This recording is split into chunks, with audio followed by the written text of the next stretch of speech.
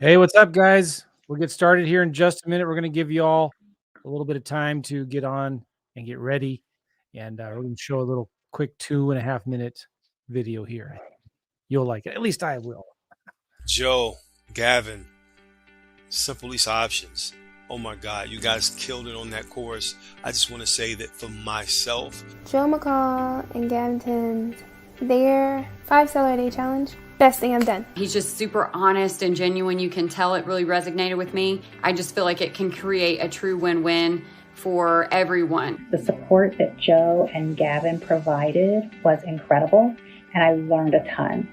I would even do this challenge again. Anyone's watching this outside of Joe and his staff, if you're contemplating on doing this challenge, just do it.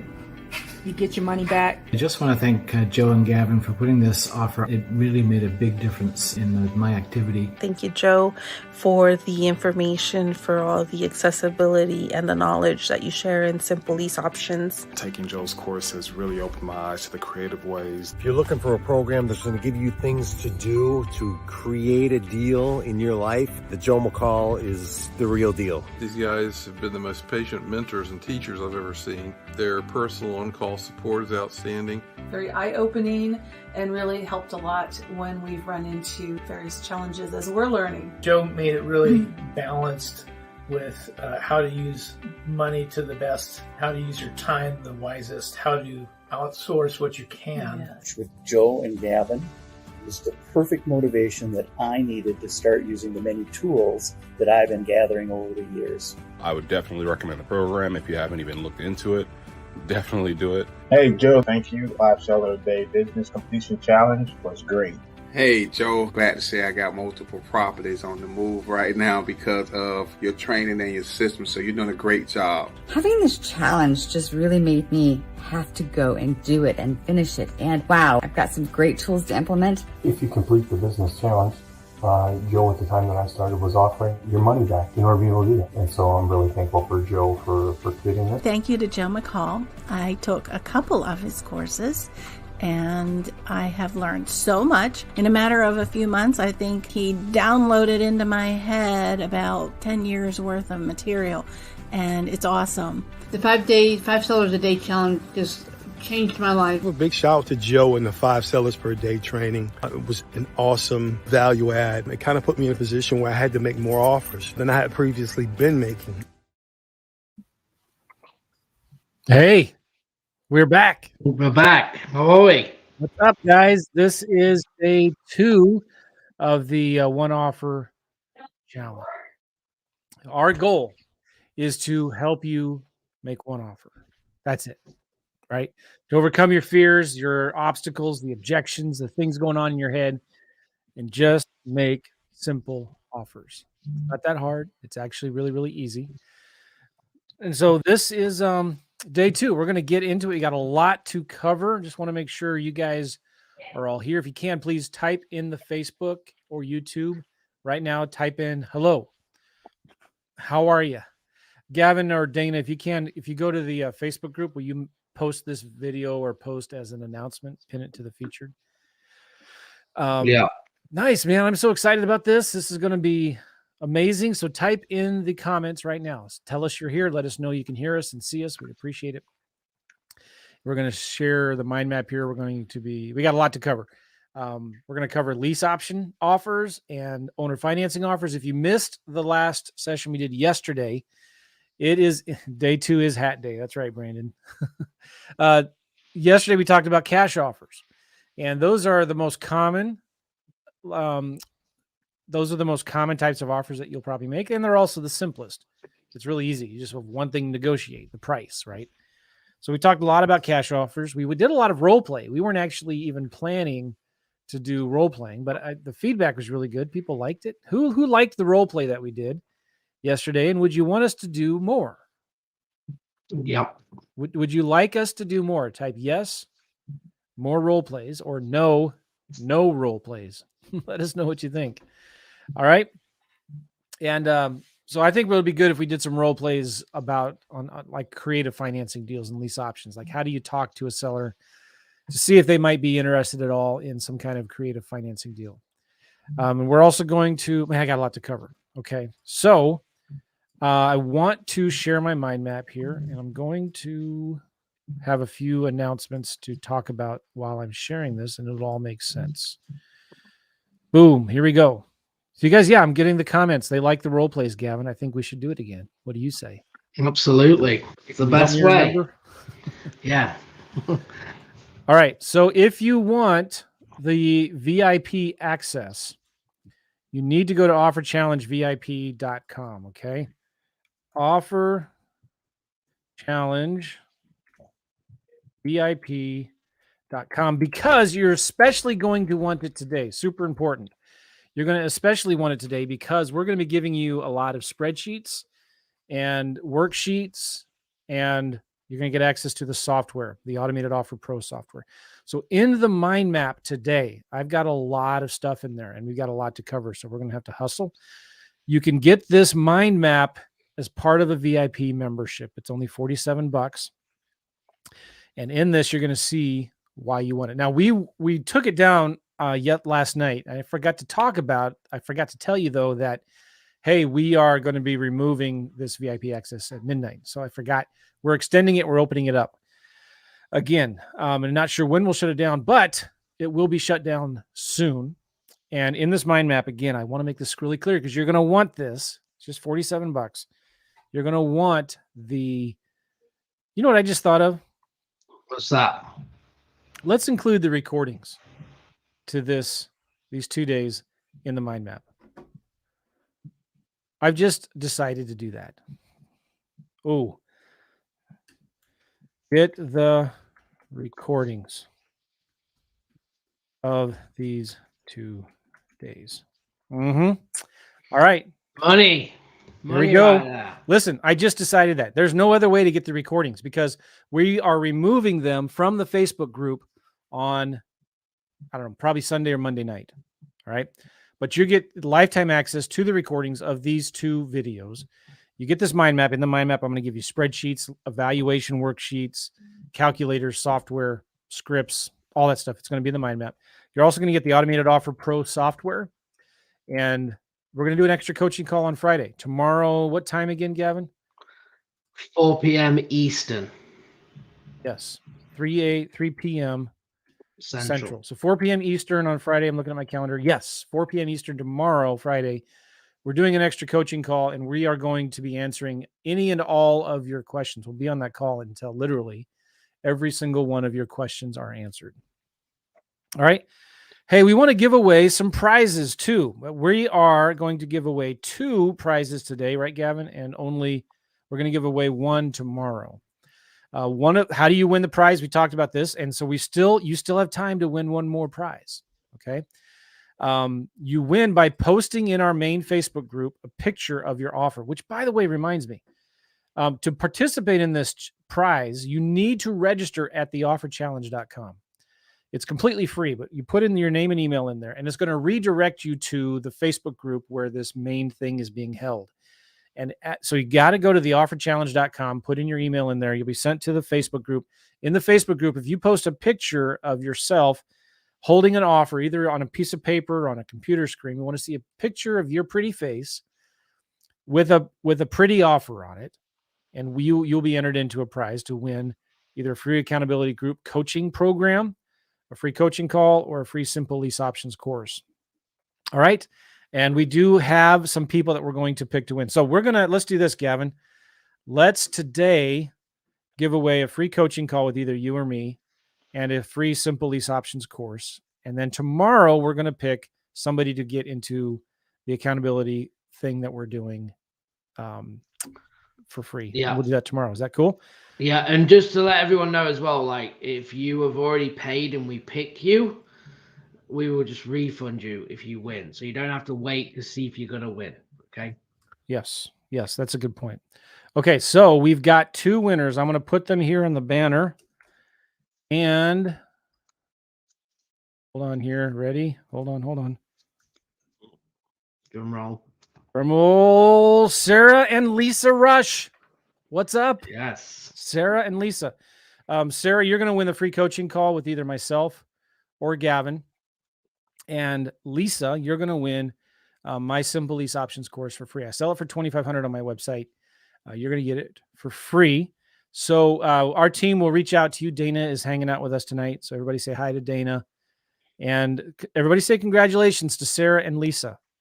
All right. Sarah, you get the free coaching call. Just contact our team. Dana will reach out to you, send you an email or something, or message you in Facebook about how to schedule that. You can choose to hang out with either me or Gavin. And Lisa, you're going to win the Simple Lease Options course for free. And listen, if you already have the course, Lisa, you can schedule a free coaching call with either me or Gavin. Not a big deal. All right. Everybody say congratulations, Sarah and Lisa. They went into our Facebook group and posted a picture of them making an offer. And I think somebody, who was it, Gavin? Was it Sarah sent her first offer ever, and she used the Automated Offer Pro software. That's awesome. And Lisa, which is so cool, guess what she did? She made three offers? 3 offers. She made 3 offers? Yes. And she's the first one, I believe, to post as well. Let's She made go, 3 Lisa. offers. Yeah. Oh, So holy smokies. Holly, what did we use last time on our challenge? Hot banana pants? Yeah. Holy hot banana pants. Holy hot banana pants. Sarah made her first offer ever using Automated Offer Pro software, which is awesome. Congratulations, Sarah. So she must be a VIP member. And Lisa sent 3 offers. I love it. Guess who's going to be doing more deals than you all who didn't make any offers? Sarah and Lisa will be. Sure. All right. That is exciting. We got comments coming in like crazy. Really awesome. So we have one more prize that we're going to give again. We're going to be talking about this next year in just a second real quick, but we're giving away one more prize of the accountability, 4-week accountability group thing that we're doing. And we're going to be announcing that winner tomorrow. And remember, again, to get that, you have to go to, I'm going to my banners here. You have to register at theofferchallenge.com. If you go to theofferchallenge.com, you post a picture of you making an offer in the Facebook group. We have a Facebook group called The Offer Challenge. Post it in there and you'll be entered in to win into the drawing. All right. Guys, you're just one offer away from changing your life forever. That's why we're doing this. You're one offer away. And again, if you want the VIP stuff, go to offerchallengevip.com and get the mind map, which just has a ton of new links today. With all the spreadsheets and scripts. You get the recordings of these 2 calls because we're removing them from the Facebook group later on this weekend. You get a special coaching call tomorrow at 4 p.m. Eastern. Did I forget something? Oh, and you get the Automated Offer Pro software included. It's just $47. And we're taking this down soon. I'm not sure. I got to talk to my team, but maybe this weekend we're going to be taking this down. Offerchallengevip.com. All right, we've got one more thing for you here to talk about that's really important.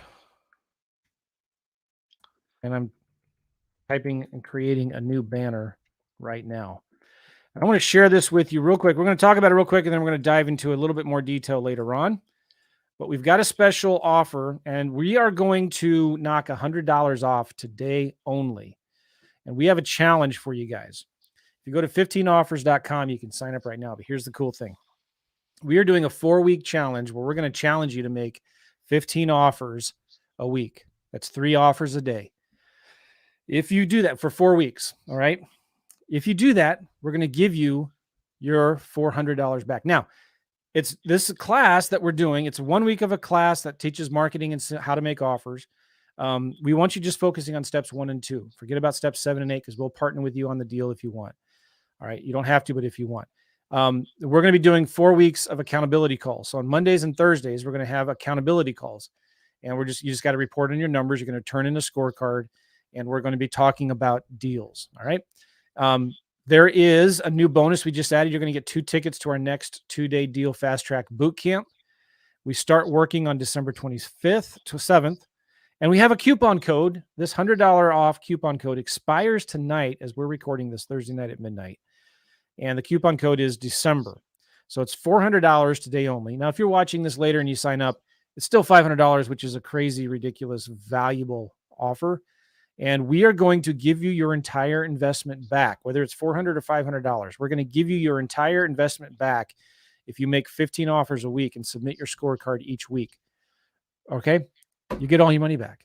We have, I've done over $146,000 in refunds. And if you go to 15offers.com and you go to the bottom of this page, if you don't believe me, I just, this is one of my favorite things I love doing. I love giving people their money back who do the work. Well, you're thinking, why on earth would you do that? One simple reason. Well, four simple reasons. Number one, we look at it as an investment in our most valuable assets. You, our customers, right? And if you are happy, if you are, my screen just went blank. There, it's back. Okay. If you're happy with what you're learning from us, you might buy something else from us in the future. You might sign up for coaching or whatever. And we love these testimonials because they inspire people to push them over the edge, to take some steps, to take the next step and make something happen with their lives. The other big reason is some of these guys bring us deals and we will buy their deals or we'll partner on their deals. So it's a win-win-win for all the way around. And I love getting video testimonials and pictures like this of people holding checks. So you're going to be next. Okay. You're going to be next. It's $500 today. There's a $100 discount. So it's only $400 today. You have to go to 15offers.com. Coupon code is December. Coupon code December to get $100 off. All right. Anything you want to say about that, Gavin? And if you signed up yesterday, you'll get that credited. Yes. So don't freak out. Okay. So if you did pay last night and you joined us, we're going to credit you that. So you haven't lost out. So don't worry about that. But it is going to go, like I said, this is going to be kind of what people need. We've put it on this time of year to make sure we hit January head on. Okay. We need to be coming out of the blocks in January, taking massive action by making offers. So we're going to be teaching you some more today. But if you want help, accountability, coaching calls, accountability calls throughout that week, plus some training and guidance, this is going to be for you. And if you make 15 offers a week, we're going to refund you anyway. You've got to have skin in the game. Just like when we started, I did $7,500. Okay, we still spend hundreds of thousands of dollars on education a year, whether it be masterminds and different things. So you're always educating yourself. The first investment you make is in yourself. And this one here, if you do the work, you're going to get 100% of it back. I'm telling you, accountability is so important, and it's going to help you get you over the edge to start doing deals. We see it all the time when we hold our students and clients accountable to a simple scorecard, they start doing deals. So again, what you're going to get, we want you to focus on steps 1 and 2. Don't worry about steps 3 through 8. We'll partner with you on the deal if you get it under contract. All right. You can also use our money if you need the money. You can use this as a reference, kind of, depending on if it's a good offer. But we're going to teach you how to make good offers, right? And it's going to be 4 weeks. We're going to have coaching calls on Monday and Thursday that Gavin and I are splitting. We're doing both of those. And it's accountability calls. Just okay, show us your numbers. How many offers did you make? Do you have any questions, any deals that you're working on? And that's it. So these will, they may be short coaching call, they may be long, but we are going to be talking about deals. We're not going to be answering 100 million questions. We are going to be talking about deals. There's going to be a private Facebook group that you can mastermind and network in. We're going to have a weekly scorecard that you turn in every week. We have 2 free bonus tickets to our next 2-day deal fast track boot camp. We start in about 10 days right after Christmas. This $100 off coupon expires tonight at midnight. The coupon code is December. So it's $400, and we're going to give you the entire investment back if you make 15 offers a week. So that's 3 offers a day. Really cool. We've given over $146,000 in refunds on offers similar to this. So go to 15offers.com and check it out. Don't forget the coupon code is December. All right. Any questions as we are going through this, Dana or Gavin? What times are the calls on Mondays and Thursdays? They are noon right Eastern. Gavin always knows these things. How does he know? Yeah, 12 p.m. Eastern. Yeah. 12 p.m. Eastern. Cool. I'm going to check with Sam, Joe, as well, because I think we've had a course or 2 we were going to put in this Cold Calling 101 into this offer as for people. And I don't know if there's one other one we're missing. I need to check. I forgot about that. Free Cold Calling 101 course. Now, the cool thing about this course is Gavin and I don't like cold calling. Do you think we do any cold calling ourselves? No, what we do is we hire VAs to do our cold calling for us. So this is a course Gavin and I created on how to find, hire, and train virtual assistants, $5 an hour to do your cold calling for you. Really incredibly valuable. We'll show you how to train them. We'll give you the videos you can give to the VAs to do the training so they can learn how to do it. We show you how to get the lists, who to call, what to say. It's really, really good. Yeah. All right. Now, last time we talked about cash offers. Today we're going to be talking about lease options. Are we good to go? Let me move this banner out. Any questions, guys, that you have as we go through this, please type in the box. I'm going to make my screen a little bigger. Type in the chat. Yeah, also, guys, someone's asking if you can't be on every call in January. They are recorded, okay, and also live on the Facebook group, so you can watch them later on that day, so you aren't going to be missing anything. Yeah, you might have a deal you're working on, so send it to us, and we'll talk about it on the call. Yeah. Lease options. Love, love, love lease options. Now, what types of homes do we do lease options? Remember, we talked about cash offers. Typically, we're looking at on cash offers, on making cash offers on homes that need a lot of work. They need a lot of updating. They're kind of maybe on the cheaper end, not necessarily, but they're usually not on the high end homes, high priced, expensive homes. They're usually in the lower priced homes, like median home price and below. Lease options are typically nicer homes, nicer neighborhoods. So we are looking at only nice homes, nice neighborhoods, median price range. So, like example, in St. Louis, Missouri, probably $100,000 to $400,000. Okay, nothing real cheap, nothing real expensive. I might even say $100,000 to $500,000. Good school districts, right? I'm telling you, anytime somebody has a hard time selling a lease option property or finding a tenant buyer, it's because usually it's not in a good school district or it's overpriced. You want to do this where people want to live, and you can do it from anywhere in the country. You can do it from anywhere in the world, but you can do this in anywhere in the country. So the great thing about lease options is they work in expensive, competitive, difficult markets like California and Washington and New York and even Texas. You can do lease options in Texas, okay? You can't do sandwich lease options. Actually, you can do sandwich lease options, but only for 6 months. You can do lease option assignments or wholesaling lease options all day long, and we'll talk about that here in a minute. So this is why I love the strategy. You can do nice homes in nice areas. You don't have to go out and get a mortgage. You don't have to borrow any money. It's ownership. No, sorry. It's control without ownership. Control without ownership. Now, let's talk about wholesaling lease options. I removed you, Gavin. You can come back.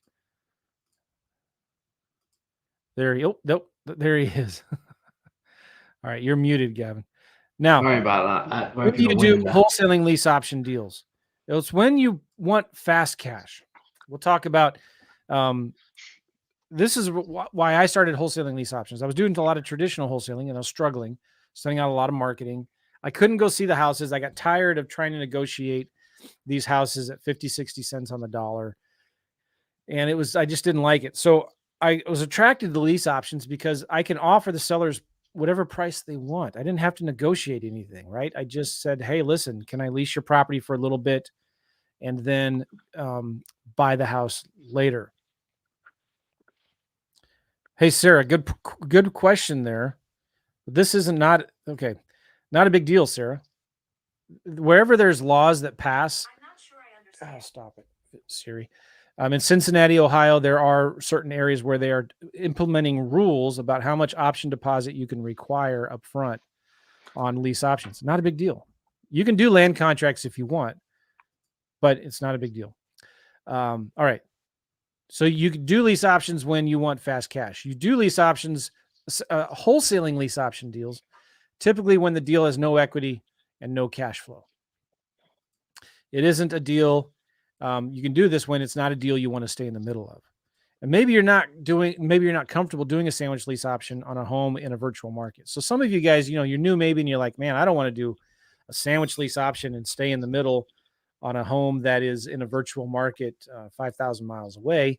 You just want to flip it and be done with it. Well, that's fine too. Awesome. Now, what is a WLO deal? This is real simple. This is what a wholesaling lease option is. You find a motivated seller who wants to sell their house but can't and doesn't want to be a landlord. All right. You can only do deals with motivated sellers. You lease the property from the seller with the option to buy it in the future. Your option price and the rent are typically close to full market value. You have no intention of staying in the middle of the deal, and the seller knows this. Okay. And once you get the seller to sign your lease option deal, you market the property like a sandwich lease option where you're staying in the middle. All right. And then this agreement you are using with the seller is a non-exclusive agreement. I still let the seller market the home on their own. You don't want to tie up the property and take it off the market. I let the seller market the home themselves, right? And when you find a good tenant buyer who has a realistic chance of getting a mortgage in 1 or 2 years, you're going to assign your contracts to the tenant buyer for an assignment fee, typically 3 to 5% or 5 to 10 grand or sometimes more. Now, somebody was talking about Cincinnati. Let's say Cincinnati has this rule that you can't charge more than 1.5 times the rent for an option deposit. Then don't do lease options in Cincinnati, right? Do it in one of the suburbs. Do it in a county next door to Cincinnati. You have the entire United States in your backyard where you can do these deals. So don't think that you have to do lease option deals in your backyard. And many times it doesn't matter. Even if I was doing a lease option deal in my backyard, I would still not go see the house. I would do everything virtually. All right. Yeah. Super important to understand. And if whatever market you're in has difficult rules, then don't do them there. So you are done and you're out of the deal. You're not responsible for any mortgage payments or paying any rent during this time that you're advertising the house. Because I'm not taking it off the market. I'm not tying it up. The seller can still market the home on their own. I have a lease option contract with them. And like a traditional wholesaling deal, instead of assigning your contract to a cash buyer or to an investor, I'm just assigning the contract to a tenant buyer for an assignment fee. So you typically do these deals on properties that do not have a ton of equity or cash flow. If they do have equity or cash flow, then you want to do a sandwich lease option. We'll talk about that next. Any questions about that? What do you think, Gavin? I think that's good. I don't see any. I know a few people are asking about the coupon code, guys. I just put that in there, okay? December is the coupon code. So what's the option? There's usually 4 terms that you negotiate on a lease option deal: the option price, the rent, the terms, and the option consideration. All right. So these are terms with the seller. And I have a spreadsheet that show how the numbers work, and we'll talk about that next. So the option price is whatever the seller wants. I can give literally whatever price the seller wants. If the house is worth $200 today and they want $300,000 for the house, I probably wouldn't do the deal, but I still could. And I would make the option period 20 years, 15 years, right? Yeah. So that's a beautiful thing. You control these properties without owning them. And the rent is typically the market rent. So if a house rents for $1,000, I'm going to pay the seller $1,000. And I'm going to give them usually a 1 to 2 year agreement. I usually set the option price for whatever the value of the home is today. If the seller were to sell it today, I'm going to give them that price as an option price for 1 or 2 years. And I only put down $10 to $100 on these deals. The seller knows I'm not going to stay in the middle. I'm going to find a good tenant buyer that has a realistic chance of getting a mortgage in 1 or 2 years. And I'm going to sell my contract to that tenant buyer. And then I'm going to be done and out of the deal. It's going to be between the seller and the tenant buyer. All right. Yeah. Done lots and lots and lots of these deals. Now, here's how the numbers work. If you have VIP access, you get the spreadsheet. This is one of about 3 or 4 spreadsheets that I'm going to show you tonight. So let's say on this example here, this is A to B. This is my contract with the seller, and this is my contract with the tenant buyer. So B is me, the investor. I'm staying in the middle temporarily. And this is the contract with the seller. Does that make sense? All right. I'm seeing questions asking, how do I get this mind map? It's the same mind map. If you had the VIP access, you have this. All right. So let's say the value of this house today is worth about $420,000, $415,000. And let's say the market rents about $2,600. So I'm going to give the seller a contract to lease option the property where I'm the tenant buyer. And I'm going to give them an option price for $415,000, $2,600 a month in rent, 2 years, $100 down. And I'm not going to ask for any seller concessions or rent credits or closing costs. Make sense? Now, I'm going to turn around and advertise this house for an extra. What's the difference here? I'm going to bump the price up $12,000, which is about 3%. So I'm going to bump it up about, what did I do here? 4,000 to. Oh, and I also bumped it up rent 4,400. credits. Okay, let me get to this number here in a second. I'm going to still advertise it for $2,600 and 2 years. I'm going to require 3% down from a tenant buyer. I'm going to get $12,000 up front. And I'm also going to give them $100 a month rent credits for 24 months if they pay their rent on time. Now, really, they're not rent credits. They kind of are, but we just like to call them seller concessions that go to closing costs or reduce the price of the home. So I'm going to bump the price of the house up by about $14,400. So if you look at the formula here, this formula is this sell, the price I'm giving to the seller, plus the option deposit, plus the seller concessions. Make sense? So I advertise the price. I advertise the property as a lease option, 2 years, $429,000, $2,600 a month in rent, $12,000 down, and $100 a month rent credit for 24 months. Simple. So let me show you how this works right down here.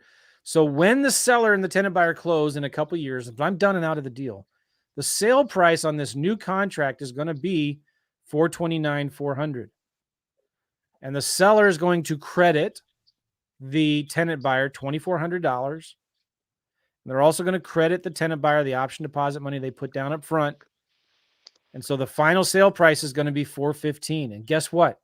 That's the same number I gave the seller at the very, very beginning. Does that make sense? Yep. Okay. Seller concessions, Brandon, are not principal payments. They just reduce the price of the home. That's all they do. Or they go towards closing costs. The details of that stuff, I let the mortgage broker that the tenant buyer is working with figure that out. All right. Super simple. That's it. I'm just selling my contract. Let us know in the comments, guys. Put makes sense. If it Yes, makes if it sense. makes sense. Put it in the comments. Nice.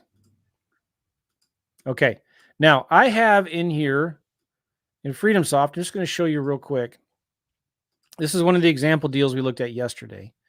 And in FreedomSoft, I made this a deal type lease option. You scroll down here. And by the way, one of the cool things that I like to do with FreedomSoft is we put this address, the address of this home that we were looking at yesterday. Remember this house? Yeah. I put it in here and I clicked on find owner and I clicked on this button and it filled out the owner's information right here. So I scroll down and it now gives me two document generator things here. It gives me a document generator lease option proposal and one for short offer forms. I'm just going to show you this real quick. Let's say on this house that we're looking at right here, this is my contract with the seller. All right. So the option price was $415,000. I'm going to put that right here, $415,000. And then the rent was $2,600, right? I'm going to put that right here, $2,600. Term of 24 months. The date that it begins is the 27th and it ends on, let's say, 2023. Maintenance limit is usually $500. Option consideration, I'll put $100 down. Not doing any rent credits with this seller. My offer expires, on Christmas Eve. I am a realtor and licensed agent in the state of Missouri. Something like that, okay? Then you go back up here, you save lead. Ooh, don't convert. All right. And then you change document. You create a document. And I have here, this is my short offer form, I call it. It's called a short offer form. And this is a one-page agreement that I send to the seller, which is my main offer. Now, this is only the initial contract. So if you don't have FreedomSoft, go ahead and screenshot this. This is just my initial contract with the seller. Now, when I find a tenant buyer, I can't go into all these details. I cover this in my course. I create new contracts for the tenant for later on, a separate lease and a separate option agreement. This is just my initial contract with the seller. Seller's name goes there, the property address. The term is $2,600 a month, 24 months. Maintenance $500 per agreement per thing. I'm giving them an option to buy it for $415. If you want, you can add comma in there. My option consideration. So it has the lease here and the option there. I'm not doing any rent credits yet. This offer expires here. And notice this. This offer is contingent upon physical inspection of the property and the subsequent completion of a more formal and signed residential lease with option to purchase agreement. So this contract is contingent on what? Really finding a tenant buyer, but the way I phrase it is it's contingent on an inspection of the property and the subsequent completion of a more formal signed lease with option agreement. Make sense? And then this says here, this agreement is non-exclusive and can be canceled at either time, anytime by either party. Now, this once we sign the subsequent and formal and signed residential lease with option agreement, that can't be canceled anytime by either party. Only this one. So this is where the part where it doesn't tie up the property. Okay. And then this agreement is assignable with written consent by the seller landlord. And that's another document we have called a seller assignment agreement. Yeah. And this is just disclosure that says, yes, you are a realtor or not, but you do not represent the landlord. Okay. Yeah. Also, and you may have said this, I just want to reiterate that the rental and the option are two separate agreements. So they're not going to be on the same document as well. Yes. Again, because that question always comes up every single time. Yeah. This first one-page contract is just the initial contract with the seller. It's just one page. That's it. If and when I find another tenant buyer, then I do a separate lease and a separate option agreement for the higher price. Mm-hmm. And then this is what gets assigned to the tenant buyer, and then I'm done and out of the deal. That is a wholesaling lease option deal. Super simple. I just want to say as well, guys, if we have obviously different trainings on these strategies. Like, don't think if you're new to lease options that you're just going to pick it up and then you're going to know everything from this, right? Everyone's at different stages on offers that they're making. So our goal is to teach you how to make an offer for that strategy. And obviously we want to answer your questions, but sometimes we can't teach you the whole strategy in this session. It's just impossible. So Brandon's asking a good question. How does the investor make his money on the deal? I'm keeping this 12 grand as my assignment fee. That's why I'm bumping the price up from 415 to 429. And I'm also bumping it up for seller concessions or rent credits by 2,400. So at the end of the day, the seller still walks away with that 415 that I originally offered to them in my initial A to B contract. But I make my money from this assignment fee right here. But the seller still credits that tenant buyer that money back. Yeah. All right. Let's go to the mind map. Here we go. Now, let's talk about a sandwich lease option. When would you want to do a sandwich lease option deal? When you want cash flow. And who doesn't like cash flow? This is when you want to do long-term wealth building. If you just did one sandwich lease option deal a month,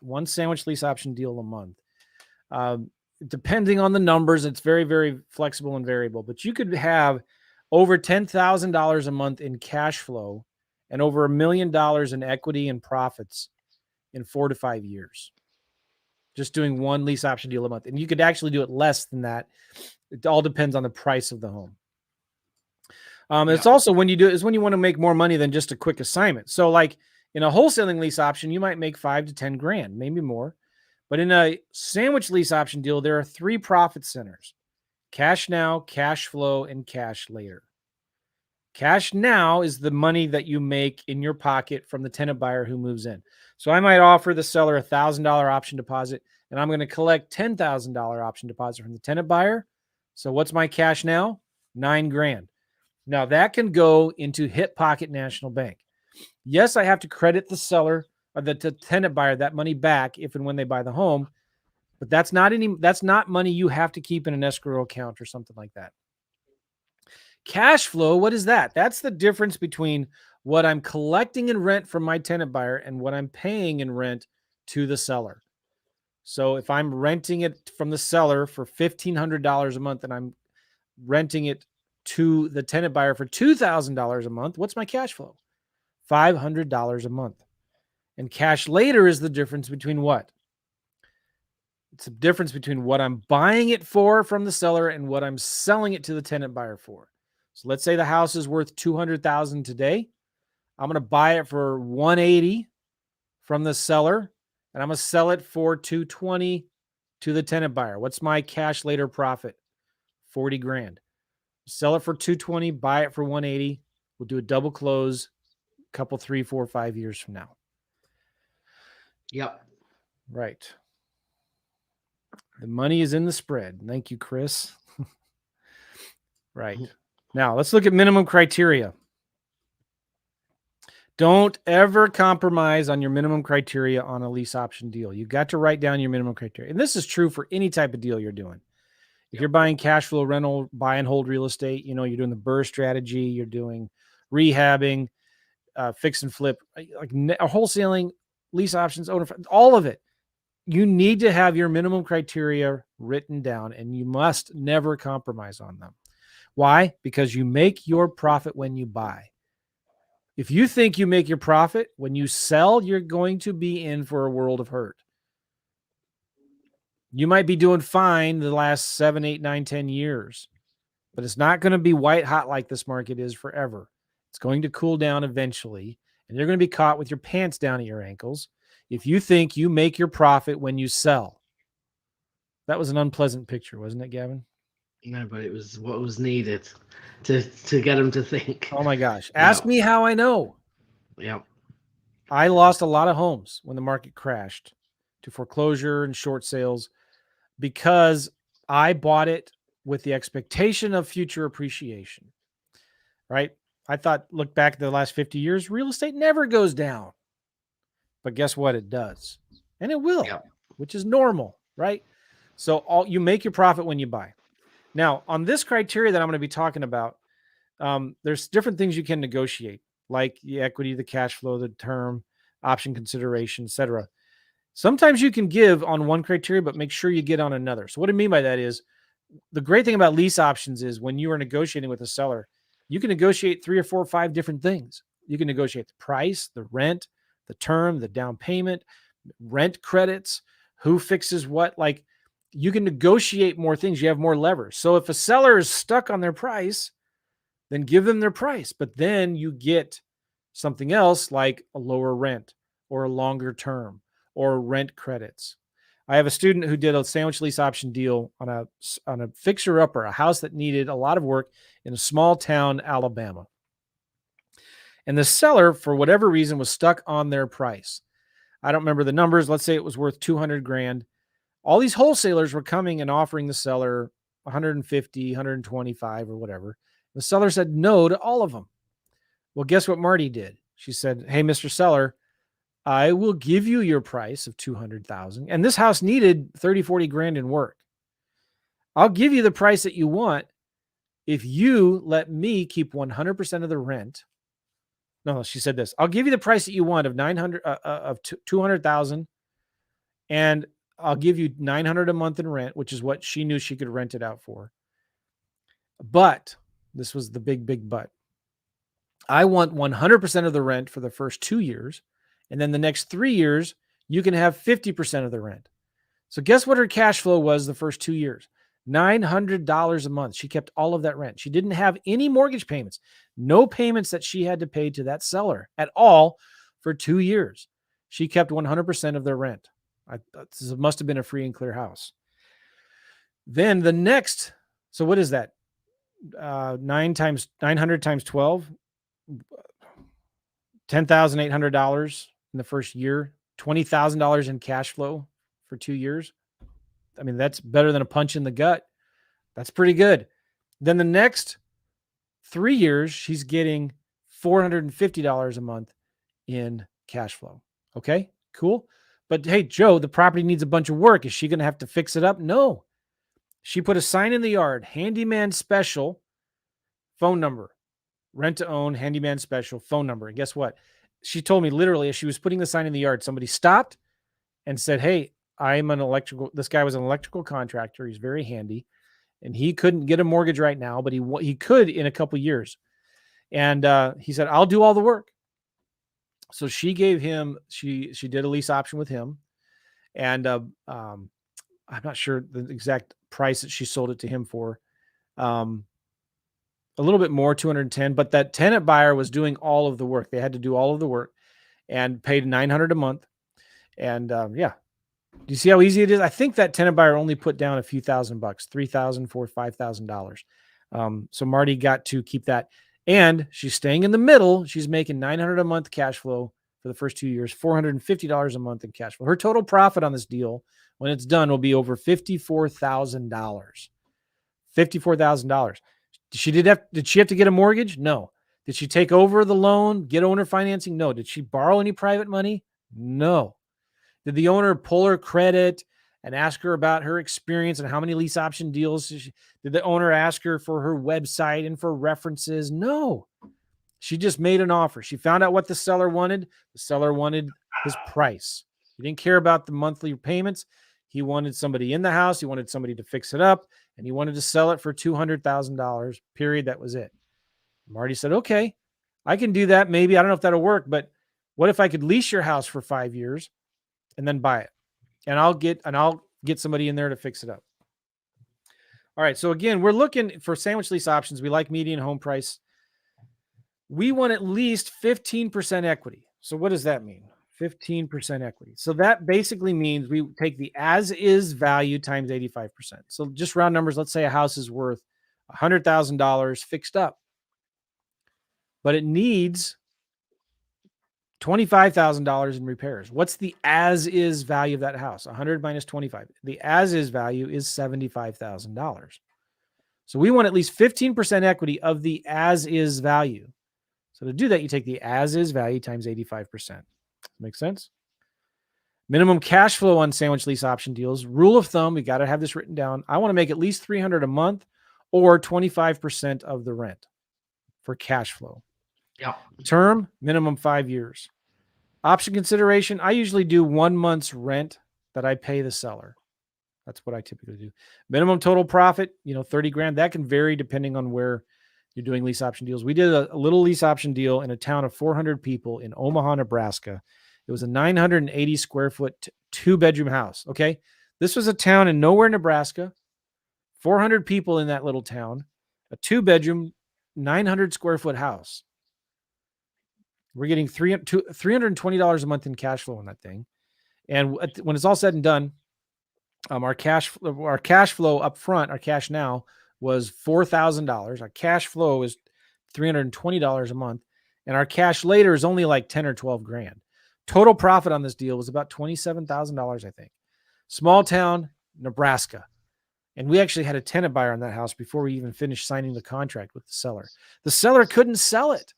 They were actually going to jail. The father he was going to jail in like 1 or 2 weeks. And the mother and their kids were moving to go live with the parents or the in-laws. And he couldn't manage a rental property while he's in jail. And he didn't want to give that to his wife to worry about. They just bought the house a couple of years earlier. It was a really unfortunate accident. The reason why this guy went to jail, it's really tragic. But he deserves going to jail. But let me just say this, that lease option, of course, it wasn't the best alternative. It wasn't the best option for him. The best option for him would have been to sell it. But he couldn't. He didn't have enough time. And he tried selling it with a realtor. The realtor said, "Well, you're going to have to fix all of this stuff up," which was going to cost him, 5-10 grand, which he didn't have. And we're going to list it and you're going to pay after commissions and all of that. He would have walked away with nothing. He probably would have had to go to closing with money. And he couldn't rent it. How's he going to manage it? So a lease option, perfect for him. There's sellers like that everywhere. Maybe they aren't going to jail, but there's sellers for whatever reason. They want to sell their house right now, but they can't for the price that they need to. Even though the market's going up and you think it's white hot, all you need to do is stick a sign in the yard. You're going to get multiple offers and sell it in a day. If that was true, why are there still hundreds of homes on the market right now past 60 days in your town? Go to Redfin, look it up yourself. You're going to find hundreds of homes that have been on the market over 60, 90 days. If the market is red, white hot, why are there still homes on the market, still homes for sale? I have a good friend, went through a divorce a couple years ago, right after he built a brand new house. Okay. Guess what? He doesn't want to live in this huge house. His wife doesn't want to live in it. That's a perfect lease option candidate. How much equity is in that house? None. If he was going to sell it, he'd have to pay an agent commissions and all that. He would lose money. So, who's too handsome for jail? Steve Hall. Steve Hall? Yeah. You don't want to go to jail if you're handsome, I guess. Now, here's the cool thing, too. If the seller owes too much, and we're going to start seeing this again soon, you can maybe give them an option price, whatever the loan balance is going to be in 10 years, as long as there's cash flow. Pace Morby, a good friend of mine who teaches subject to, he has a saying, I just forgot it. It doesn't matter if the house has any equity in it or not. All that matters is cash flow, something like that. But it rhymes, and I totally butchered it. But like all that matters is cash flow. So I can do a sandwich lease option for 10, 20, 30 years. Doesn't matter. Okay. And you can set it to where the option price will be whatever the loan balance will be in 10, 20 years. You make your profits when you buy, not when you sell. Type that in the comments right now, please. I want to make sure you guys are awake, number one. And when you type things in the comments, it tells YouTube and Facebook, hey, there's people watching this. Let's let other people know about it. And it puts it up there. So type that in the comments, please. I want to make sure you understand this because this applies to whatever different type of deal you're doing. Doesn't matter if it's lease options or owner financing or cash or whole, rehabbing. You make your profits when you buy, not when you sell. And don't let anybody tell you different. I'm telling you, you're going to get into a world of hurt. You're going to be caught with your ankles. You're going to be caught with your banana pants around your ankles. I just want to say as well, guys, I know in the comments, I know a few people saying your head's spinning. No, I get it. And we are going to be underwriting deals, actually making offers. We're just trying to give you a background of how to actually understand these deals. Okay. Yeah. And when we get into like role plays and looking at deals, I can explain the positioning of when to use these offers and how they come into play. And we're going to build into that. So, bear with us, stick with us, because we are heading in that direction. Okay. I think this worksheet's going to help make things a little simpler to understand too. This is a worksheet of how, let me get the right one here. Oh yeah. Okay. So I'm not going to fill these out, but here are two worksheets that you can take a screenshot of, or if you're a VIP, you get this. I told you want to be VIP. What's the link to get a VIP, guys? Offer challenge VIP, and you're going to get these worksheets and spreadsheets that I give you. Okay. And Joe, the VIP members are going to get the coaching call tomorrow, right? Yes. So it's definitely worth it for the recordings and all the documents for the money. So again, that's not a sales thing. It doesn't even matter. Okay. But you definitely want to get it. And then here's the other thing, and we're always good with this. Joe, you were saying at the start about the refund checks. That goes for this. If you come in VIP and you don't want it, we can refund it as well. It's really not a big deal. Yeah. Okay. When we do a workshop or when I teach this class, I go through this worksheet, and it really helps simplify things. You just fill it out. What's the house? How do you determine the ARV? Just what we did yesterday. You take the average of the different estimates. You figure out repairs, which is, $5, $10, $20, $30 a square foot times square foot. Your as-is value is your ARV, your after repair value minus repairs. Just what we did yesterday. So that's your as-is value. All right. Market rents, you can do Rent-A-Meter, Zillow, PropStream market rents, and get an average of what you feel like the market rent is. Now your A to B offer to the seller is going to be as-is value times 85%. And I have a spreadsheet here. I'll show you in a minute what you can do it in the spreadsheet. The rent is rent times 75%. AB is what? The offer between you and the seller. Term, you want at least 3 to 5 years. All right. Now, that's for sandwich lease option offer. For a wholesaling lease option offer, it's real simple. The option price is whatever the as-is value is or whatever the seller is advertising it for, whatever the market rent is, and at least a couple years. That's it. Now, I keep on forgetting to add these two things. There's something else you want to add here called option consideration. So for a sandwich lease option, I usually do 1 month's rent. And on a wholesaling lease option, I might give the seller $100. All right. Then here's the evaluation worksheet. This is one thing I like to fill out with our students when we're teaching this stuff. Again, take a screenshot of this if you want. This is where you kind of evaluate the property. You give the address, the as-is value, balance, average appreciation, asking price, all this stuff, okay? And then here is your deal with the seller. The purchase price with the seller, the number of years, the monthly payment, option consideration. All right? Now, this is where you're going to figure what price you're going to sell it to the tenant buyer for. And if you're getting 3% appreciation a year, just being average conservative, the value of the house is going to go up every year, right? So you can see what the value of the house is going to be at the end of year 1, the end of year 2, the end of year 3, etc. So what you want to typically do is, let's say you have, and I'll show you again an example in a spreadsheet here in just a minute, but if you're buying it for 180 from the seller, you're going to sell it to the tenant buyer, whatever it's going to be worth on year 3.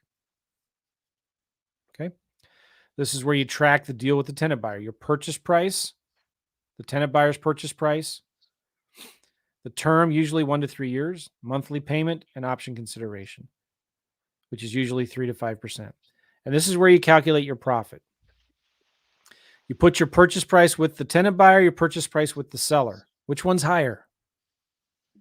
The purchase price with the seller is higher, right? The difference between those two is your profit. That's your cash later. And then your cash flow is the difference between what you're collecting from the tenant buyer and what you're paying the seller. So that could be a minimum of what? $300 a month. And that's your profit. Okay. All right. Now let's look at a spreadsheet, which I think is going to help explain this to y'all. I think the good thing is as well, guys, especially for you in VIP, I'd highly recommend you going back over this and pausing the screen, okay? Or using that pause button. You know, we teach that sometimes in our training, so you can actually go along and go through this and at a slower pace, okay? Yeah. Just looking at the comments here. Our goal in this class wasn't to teach you how to do a lease option from beginning to end. We're just teaching you how to make offers. So this example spreadsheet here, you know, we did the same thing the other day. We find the ARV. So we find the average of all of these. The average is 175 in this example. So the ARV is 175. This house is going to need about 10 grand in repairs. So the as-is value is the difference, 165. Can you guys see that? And the market rent is about $1,400 a month. I'm going to zoom in a little bit here. All right. Now, the minimum criteria, we talked about that. So minimum equity is 15%. So our minimum equity is what? The as-is value times 15%. So we want at least 24 grand in equity. The minimum cash flow is 25%. So that's 25% times $1,400 a month in rent. All right, so watch this. Our A to B offer is right here, and our B to C offer is right here. So I could say offer for advertising. So we're going to give the seller, the house is worth today as is 165. We're going to give the seller an option price to buy it for 140. Understand? That's the difference of 165 minus 24,750. We're going to pay the seller $1,050 a month in rent. What's the market rents? $1,400. We're going to pay $1,050. And we're going to put down 1 month's option consideration. 1 month's rent is option consideration. We're going to do 5 years. Those are the terms with me and the seller. This is a sandwich lease option where I'm staying in the middle. Now, what we're going to do, we're going to advertise it. I'm going to zoom out a little bit. I have to, so you see all these numbers. We're going to advertise the property for $173. We're charging just a simple 5% premium, the way I did it in this example. So do you see here? We're buying it for 140 and we're selling it for 173. I like them apples. We're going to rent it for $1,400, but we're going to pay $1,050 a month. We're going to collect 3% or $5,198 from the tenant buyer, and we're going to pay the seller $1,400. So we keep the difference. We're going to do 2 years with the tenant buyer. We have 5 years with the seller, but we're going to do 2 years with the seller. All right. Do you understand that? That's pretty simple. I'm pretty sure you should be able to understand this. Now, what's the profit? Well, the cash flow is what? $8,400 for 2 years. Our back end is $3,300. And I'm also figuring miscellaneous costs of 3%. That, I don't know, just unknown contingencies, whatever. Our total profit on this deal is going to be $36,000. Those are really, really good numbers. Okay? Yep. I'm not going to go through this here, but this is something that when I'm talking to a seller, I say, listen, I could get you the same equity that you would get if you sold with a realtor. And I use this in the course, but sometimes you're talking to the seller and you need to show them, you're going to have miscellaneous costs, like a discount from your original list price. You're going to have realtor commissions and closing costs and repairs to get it ready to sell and seller concessions and carrying costs and miscellaneous inspections. So really at the end of the day, seller, you're going to walk away with 16% less than what you originally listed it for. And so you can show them, if you list it for $175, you're going to have $27,000 in selling expenses, which means your net's going to be $147 and you owe $140. So your true net equity is only $7,500. And we're going to talk about this in subject 2, but this is how you can tell the seller, especially in subject 2, is we don't talk about price. We talk about equity. And I tell the seller, I'll get you the same equity that you'd get if you sell it with a realtor. And we'll cover that here in a minute in the subject 2 part of it. All right. So if you have questions, come on, join the VIP, because we will answer all of your questions on our coaching call tomorrow. And if you can't make the coaching call tomorrow at 4 p.m. Eastern, you can submit the question in advance and we'll answer it there. Yep. Again, we talked about this a little bit. I'm going to talk about it again. These are 5 things you can negotiate in every lease option deal: the option price, the monthly payments, the term, the option consideration, and rent credits. If the seller, the seller can't have all 3 or all 5. If the seller wants the price, then negotiate a lower rent. If they want the rent, negotiate a lower option price. If they say, no, I can't do 5 years, I'm only going to do 3, you say, all right, I can give you 3 years if you give me lower option price or a lower monthly payment. Does that make sense? All right. Yeah. We're doing okay with time. I have some example deals here. Let's run through these real quick, because I can make it a little clearer for you. Let's say this house is worth $175,000. The seller wants $160,000. They owe $140,000. So based on what it's worth and what the seller wants, is there much equity in that? No. And if we make a cash offer, it's probably going to be less than what they owe. The seller needs, but they're open to do a lease option, all right? The seller needs $1,050 in rent. Why? Because that covers their mortgage payment. They're a motivated seller. The property will rent for $1,400 a month, which means there's a cash flow of about $350, and the seller's willing to lease option for 3 years. So what do? This is a great sandwich lease option deal. This isn't necessarily a deal that we just want to assign and be done with and get out of. This is a good sandwich lease option. So they owe $140,000. Let's give them an option price to buy it for $140,000 within 5 years. So they're still going to have some equity. Okay. The house is worth $175,000 today. What if we sold it for $185,000 in 2 years to a tenant buyer? $185,000 minus $140,000, that's a spread of $45,000. And we're getting $350 a month in cash flow. So our profit on this deal is going to be $50,000, $60,000. All right. Now, I don't have time to kind of, you know what? Let's do that real quick on this one. Let's do that here. So the house is worth, remember the spreadsheet we just did? I lost it. Hold on a second here. I'm going to open the spreadsheet because I think this will help you. All right. Remember this spreadsheet right here. The house is worth $175,000. The seller wants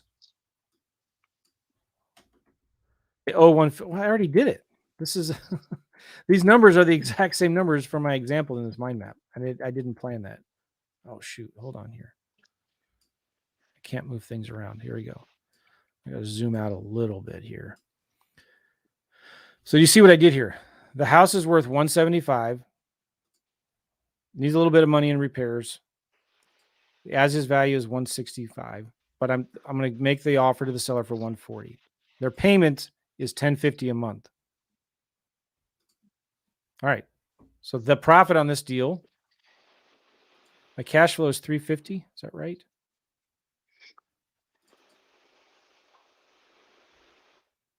Yes. Back end profit. The difference between those two. Yeah, there we go. So conservatively, I'll make 36 grand on that example deal. All right. Let's look at this next example deal here. And you guys tell me what you think we should do with this. The realtor brings you a deal. They want a full 6% commission. The realtor says, I think I might have a good lease option candidate for you here. All right. The house is worth $250,000. The seller needs $230,000. I don't know why. Maybe that's what they owe. The seller needs $1,450 a month in rent. Property will rent for $1,700 a month. The seller is willing to lease option it for 18 months. Will this be a good sandwich lease option deal? What do you guys think? Type it in the comments. Would this be a good sandwich lease option deal? And if not, why not?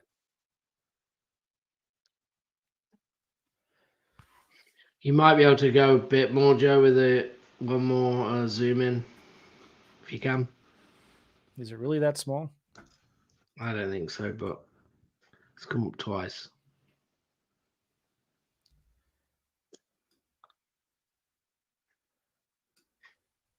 Is this a good? All right. I think Michael's got it here. No, it's not going to be a good sandwich lease option deal. Why? The seller only wants to do it for 18 months. That's not enough time. Remember our minimum criteria? 5 years.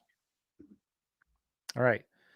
But all your comments are real good. Now, somebody says here, maybe flip the deal. I forget who said that. Facebook user. Okay, maybe flip the deal. Yeah, this would be a good wholesaling lease option deal. But you know what? Is there anything else we would need to make this work? Well, maybe we obviously need a longer term. We could get the seller to pay the agent commissions.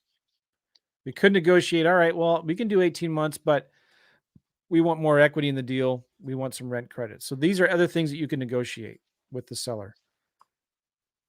Get the seller to pay the agent commissions. I like that a lot. You should always negotiate that with sellers on creative deals. All right, example 3. This is real simple here. The house is worth $145. The seller owes $140. The property rents for about $1,200. The seller's payments are $1,100.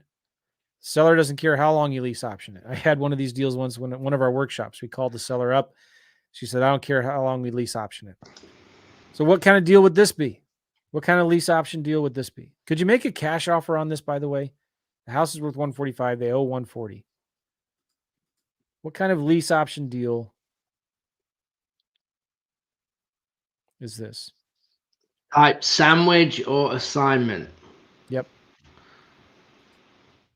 Or wholesale. I think Danilu got it.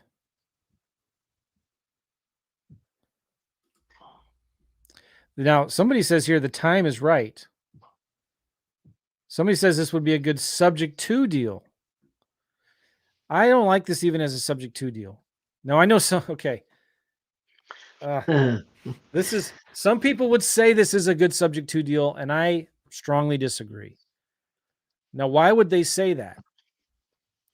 They say, look, you can hold this thing for 30 years, 20 years, and then you're going to get all that principal pay down, right?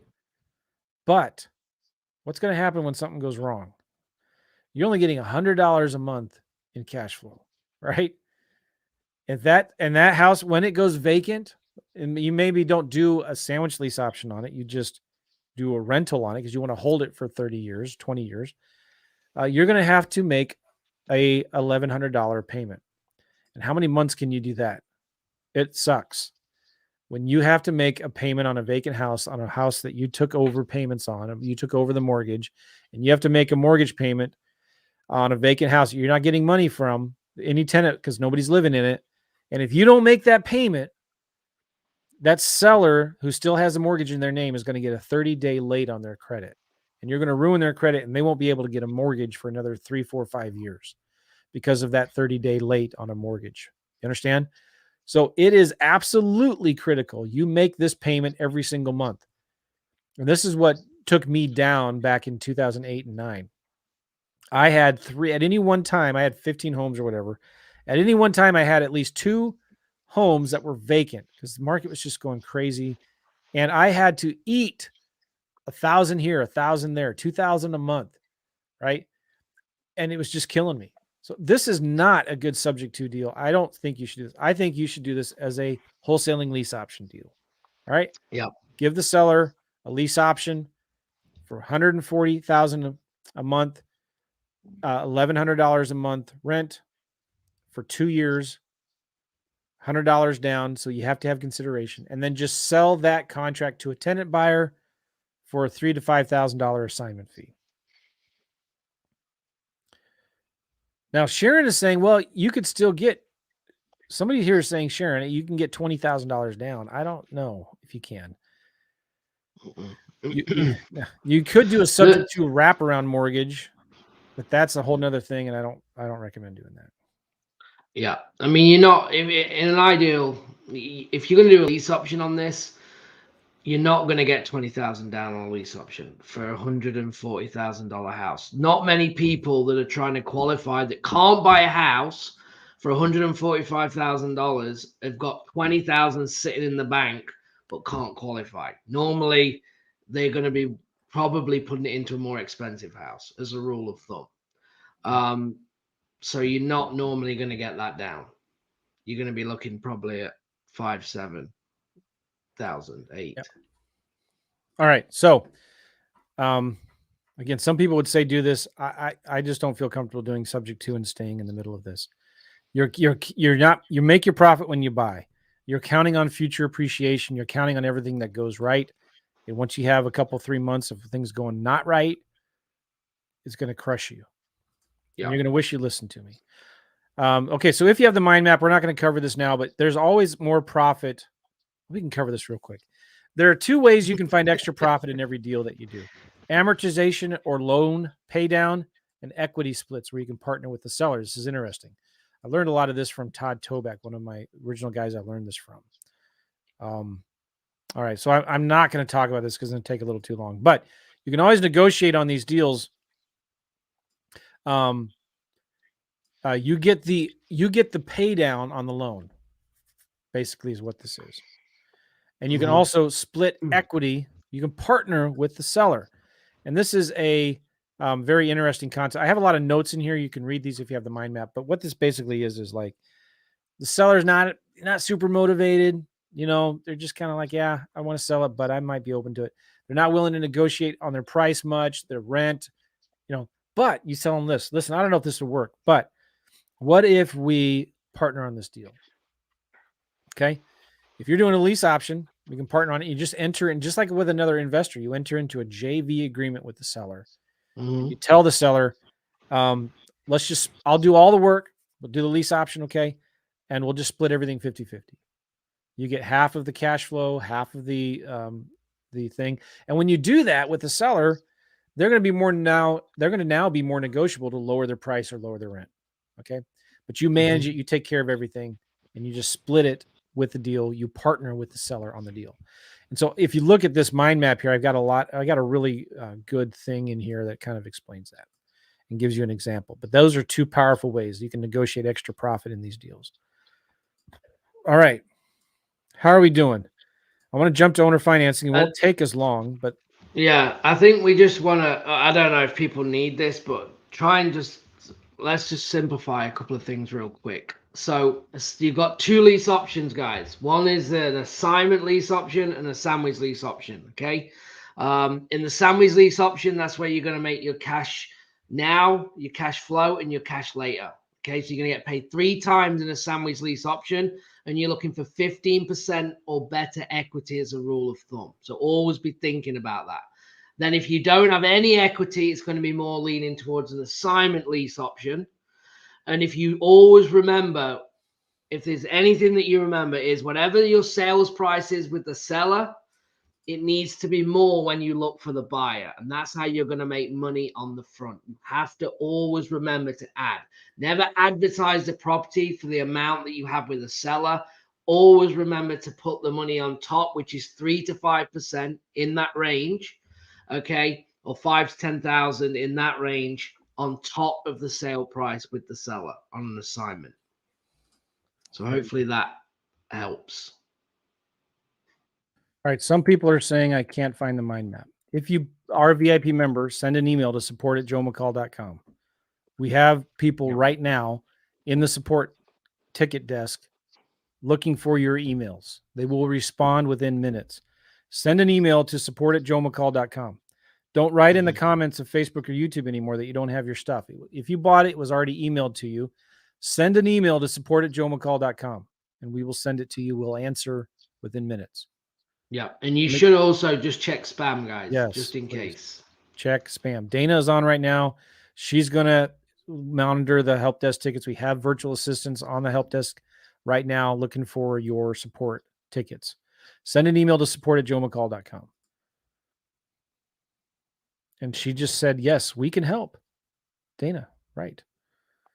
Okay, let's talk owner financing. I love owner financing. I'm going to show you how to do this in the Automated Offer Pro software. It's pretty much two different offers that I like to make: interest-only payments and principal-only payments. But there's lots of other ways to make these deals work. Something on the middle, okay? And if you've never done owner financing, if you've never done an owner financing deal before, I want to just explain this because it's the same thing with a lease option deal.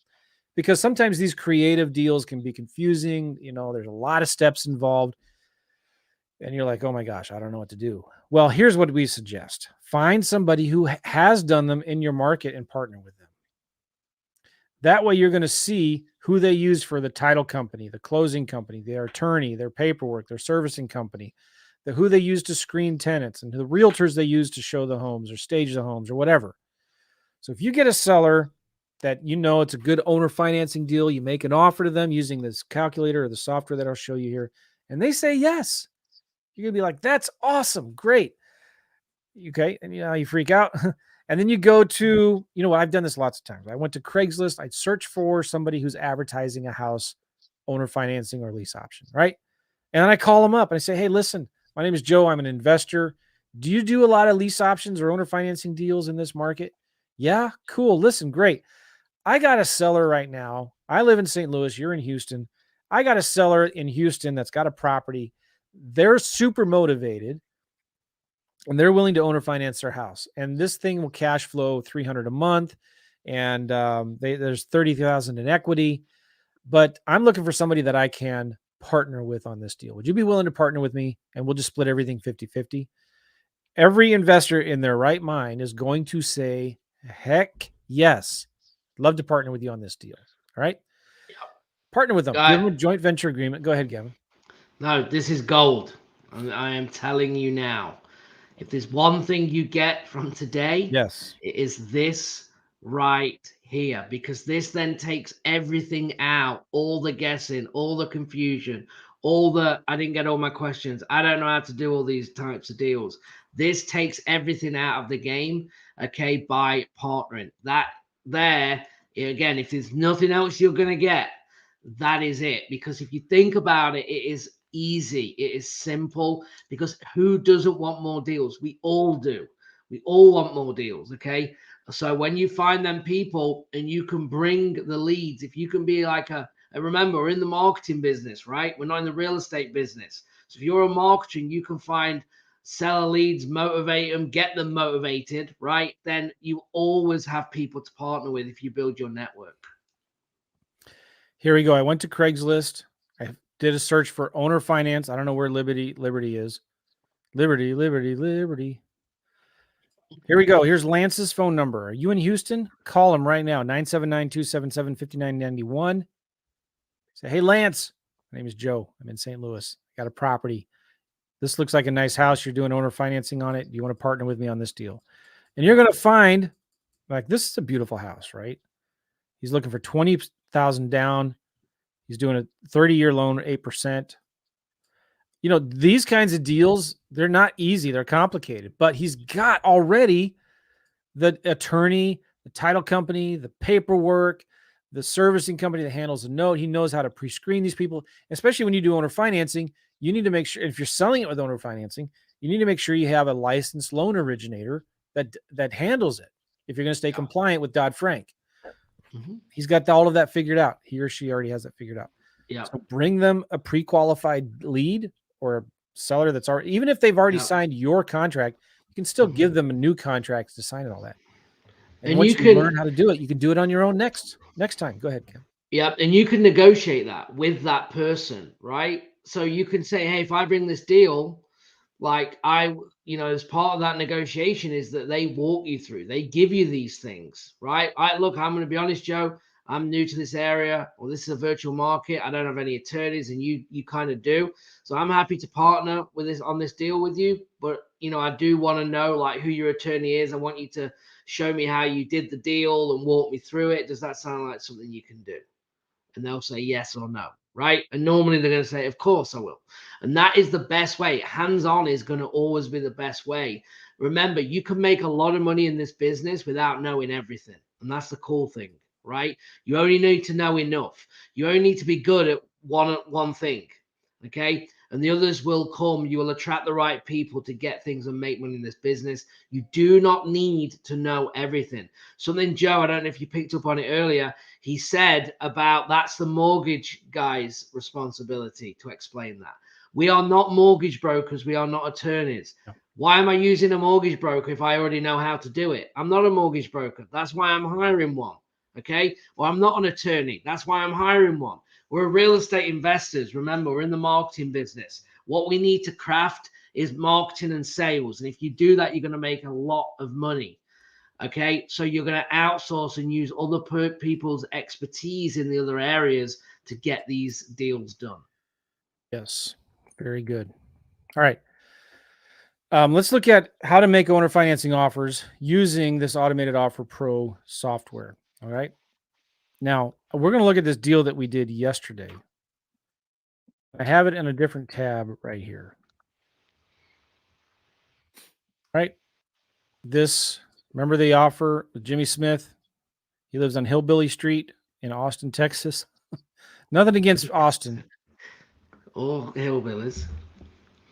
Nothing wrong with being a hillbilly. All right. In this example, we figured the ARV was 116,900. So we're going to use an ARV of 117,000. Go to next. Now our cash offer, remember there were two methods. 70% of ARV minus repairs minus your fee. So our method 1 cash offer was 37,000. Method 2 cash offer is the lowest average of the lowest solds times 80%. So we have two methods for cash offers. I know this is a little small. You're going to have to zoom it. You have to make your video bigger somehow. Method 1 was 37,000. Method 2 was 49,000. So we're going to make a cash offer of 42 grand, 1,000 down, give them an offer deadline of the 17th of December. All right.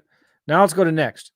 This is where we make our lease option and owner financing offers. I'm going to walk through this with you real quick.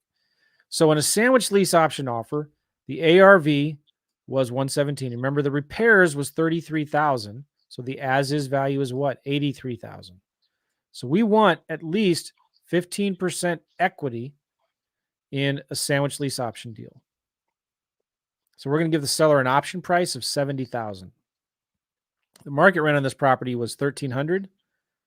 Actually, no, I just put that in there. Let's just say it's 1,100. We want at least 25% of the rent in cash flow. So we're going to pay the seller $825 a month in rent. We're going to collect 1,100. We're going to pay the seller $825. Now we have to pay the seller some kind of option deposit. We usually do 1 month's rent. Let's just do $1,000. Number of years, we want 5 years from the seller. Right? Now, wholesaling lease option offer, this is just what we assign it or sell it for. Oh yeah, it has to be 5. Okay. The seller wants, or what's the as-is value? The as-is value, what it's worth after repairs is about $83,005. Market rents $1,100. Option deposit just about $100. Number of years, let's do 3 years. I'm going to give a wholesaling lease option. This is just a lease option that I'm going to assign or sell to the tenant buyer. Now here's the owner financing. And there's a lot of different ways you can make owner financing offers. This software just does principal only payments and interest only payments. You could do a mixture of different things, but this is just a simple way to do it. And this is just your initial offer to the seller. So the price the seller wants, or the as-is value, was $83,025, right? Yep. And now when I make principal only payments, you got to think about this. It's like price or terms. And if the seller accepts my terms of zero interest payments, I'm going to give the seller the price that they want, the fair market value.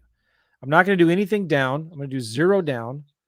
Market rent's $1,100. So principal only payments is usually about 50% of the rent. Just general rule of thumb. Let's do 50% of the rent. So here you go. I'm going to offer the seller $83,000 with principal only payments of $550 a month until paid, which means it'll be paid off in 12 years. This is an interest free or principal only payments, principal only payments. So every month I make a payment of $550 a month. The equity goes down, the principal builds, right? I'll have it paid off in 12 years, right? Now, in this deal, I'm not going to do the rehab myself. I'll clean it up a little bit, but I'm going to sell it as a handyman special for, I don't know, maybe $100,000, and payments of I'm going to set the interest rate to be about what the market rent would be. So the principal, interest, taxes, and insurance that my end buyer is buying it for will be about what market rent is. And I'm going to get about 10 to 20% down on this house. So I'll have it paid off really quick. I'm going to do a wraparound mortgage. I'm going to have a mortgage with the seller, and I'm going to wrap around a new mortgage with my other buyer. Complicated, okay, if you've never done it before, but it actually is pretty easy. Again, if you have a seller willing to do owner financing, find somebody else who's already done it and partner with them on these deals. Now, interest-only payments, let's say the seller wants interest. They say, no way, principal only, no. So I say, all right, I'll give you, but I want a discount on the price. So instead of giving you $83,000, I want to give you $78,000. The seller wants down payment. Yeah, okay, maybe I'll offer down payment, but I want a 10% discount on the price. So it's just all kind of negotiable, and they want interest. So if they want interest and a down payment, I'm going to ask for another discount. I might ask for 15% discount. I might put less down. I can do 0. I can do 5% down. So you can change this and kind of play with it. And let's say I tell the seller, I'll give you a balloon in 10 years. It'd be 5 years, whatever you want. All righty. Now, what's my interest payments on this going to be? Interest only payments is $168 a month, which is really good. Now, let's submit, and it's going to give us 3 different letters of intent. One, and I know it's hard to see. Let me just zoom in here. One is a cash offer, sandwich lease option offer, owner financing, principal only payments. The other option is cash, sandwich, wholesaling lease option. The third one is cash, owner financing, interest only payments, and owner financing, principal only payments. And then I also have a 1-page letter that includes these three options: cash, sandwich lease option, owner financing. So let's take a look at this a little bit. And by the way, it's going to email you. You're giving them this? Huh? I said you're giving them this in VIP? VIP. How do you become a VIP, you ask? I did ask.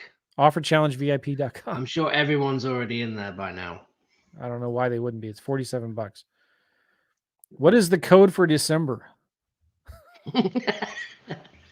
Sandra, you're funny. All right, now I'm going to have to share a new screen here. I'm going to open these things and share what you get, because it's pretty cool. So let me I'm going to stop my screen share. I'm going to do a new one. Oh, wait, let me open these things here. While Joe's doing that, guys, just a couple of things on the sales side for this.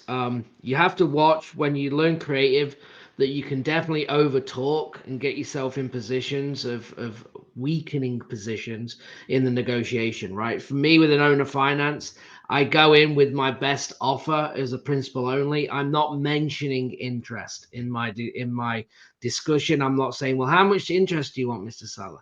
Because a lot of people aren't even thinking about interest. Okay, so you can keep that negotiation very simple. Hey, Mr. Seller, I'm going to pay you $500 a month until the end of the loan. And that is your offer.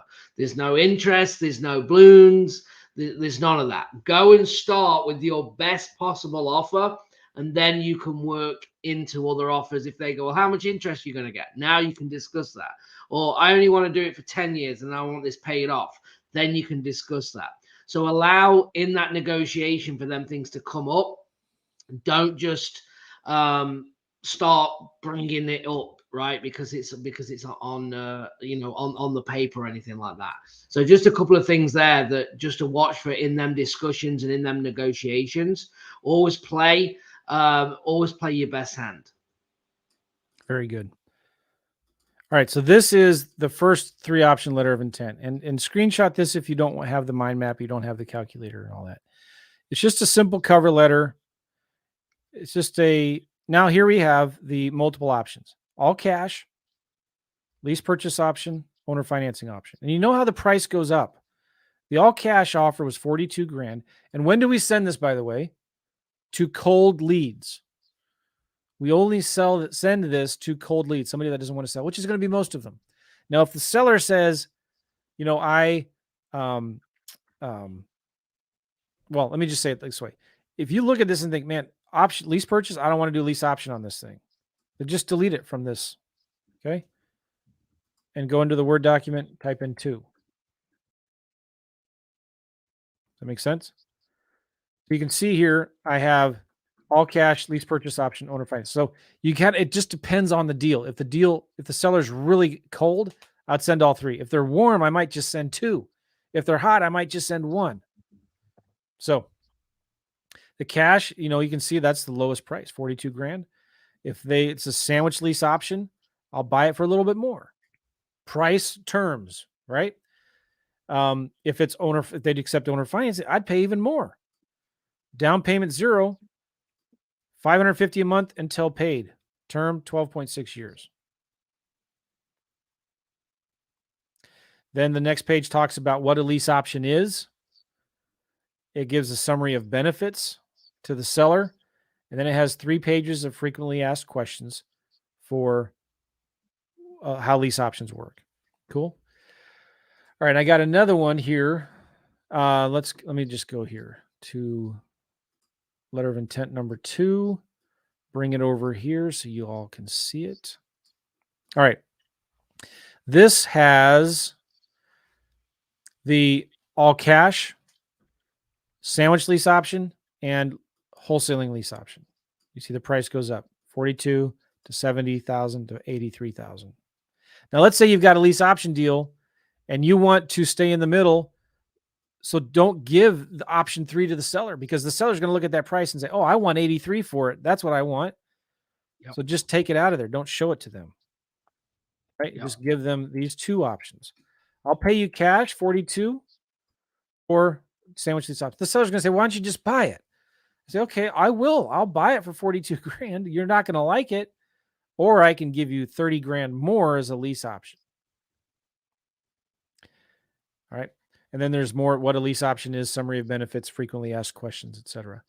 The next thing that I like to, what you have here is letter of intent number 3. Let me bring this over. This, and I know it's real hard to see. It's so small.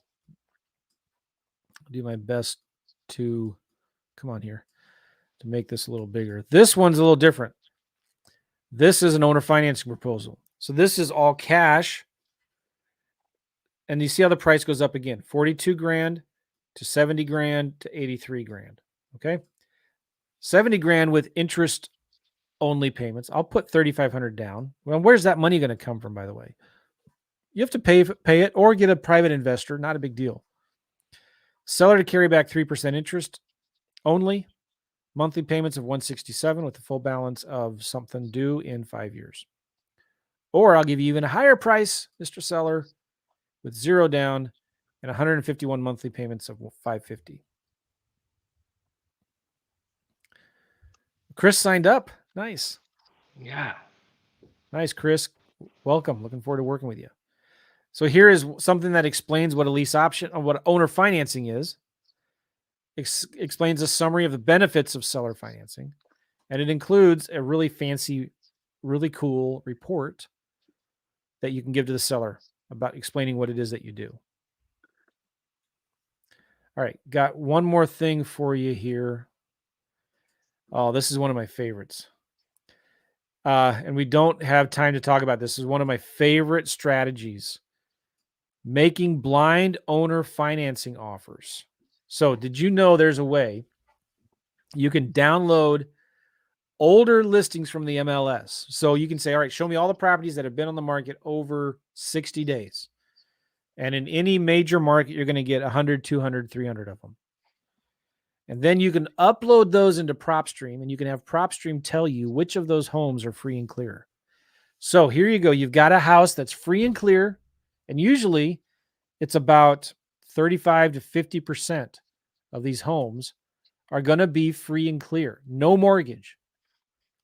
And of course they want to sell it. It's listed, but it's been listed for over 60 days. What if you sent a blind owner financing offer to the seller, giving them their full price if they would be willing to do owner financing? So this is the way we've done this, and this works really pretty well. Now, well, okay, I can't go into any more details because it's going to take me too long to talk about. But you can say, listen, hey, we're based here. We're an investment firm that specializes in buying properties like yours in the Cincinnati area. With that offer in mind, if you would consider seller financing, I would like to make you a full price offer on your property. We can buy it as is and close on any date you choose. So if you would consider selling your house, if you'd consider seller financing, I will buy it at full price. Now, we realize this may be a little out of the blue, so please forgive me if this letter seems too forward. The reason why we can offer you full market value for your property is because of our long-term buy and hold approach. So then we attach a letter of intent. And this also says, this is not a solicitation to list your house. We want to buy it. If your house is already listed with an agent, please give this letter to them. All right. That's all I'm going to say about that. Here's the letter of intent. Nice. We're getting more people signed up. Come on, James. Yes. Here's the letter of intent. It just merges the things in. We'll buy it from you for $83,000. We'll put $1,000 earnest money deposit. No down payment. Monthly payments of $550 a month. About 151 months. Boom. It's a 2-page letter of intent. Come on, Steve. Steve Hall. Nice. San Francisco. All right. So I already showed you. Oh, let me show you one more thing here. This is also something that you can use and send to the sellers. We're talking about making offers, right? And when we say make offers, we're talking about written offers. And this is why I'm showing you these things. And it could be as simple as a 1-page letter like this is. It's just a 1-page letter. Hey, Jimmy Smith, it was great talking to you today about your house at address in city. Here's some different options we might be able to offer to buy your house. Come on, Denaloo. Cash offer 42, lease purchase 70, seller financing 83. If these offers don't work for you right now, please keep this letter for future reference. Call me anytime you have any questions. Thanks. Boom. Okay, so this is a great, simple offer that you can send to a seller. They say it's a rental. You text them, hey, would you consider maybe selling? But you talk to them. Will they text you back? Yeah. You call them and talk to them, and they're like, nah. This happens all the time for whatever reason. The seller says yes to the VA on the cold call, or on the text message response, yes, I want to sell my rental property. But when you call them, they're like, no, I don't. Okay, send them just a one-page letter like this. Now, this could be in an email, right? Just copy and paste this, put it in an email, send it to the seller, but then also put it in the physical mail and send it to the sellers. Super important. All right. Let me, I'm going to stop my screen share right now and go back to our mind map because we are almost done. And we could, we said we'd do some role play, didn't we? Yep. All right. Hold on here. Let me go to the mind because we're going to talk about subject 2 real quick. Remember, if you want to sign up for the accountability, 15offers.com, promo code December, which expires tonight at midnight, get $100 off. And you're going to get your money back if you just make 15 offers a week. Yep. 15offers.com. Go there. All right. Let's hurry up. Subject 2s. I like subject 2s. I've done a lot of them. This is where you make offers on houses with mortgages. Let me just cover this real quick. Once the seller contacts you and you determine the need to sell, if you want to do the subject 2, your objective is going to be to create solutions based on the following rules. You know what? I think I might have. I think I'm missing something. Let me just, that's not necessary there. All right, here are the rules.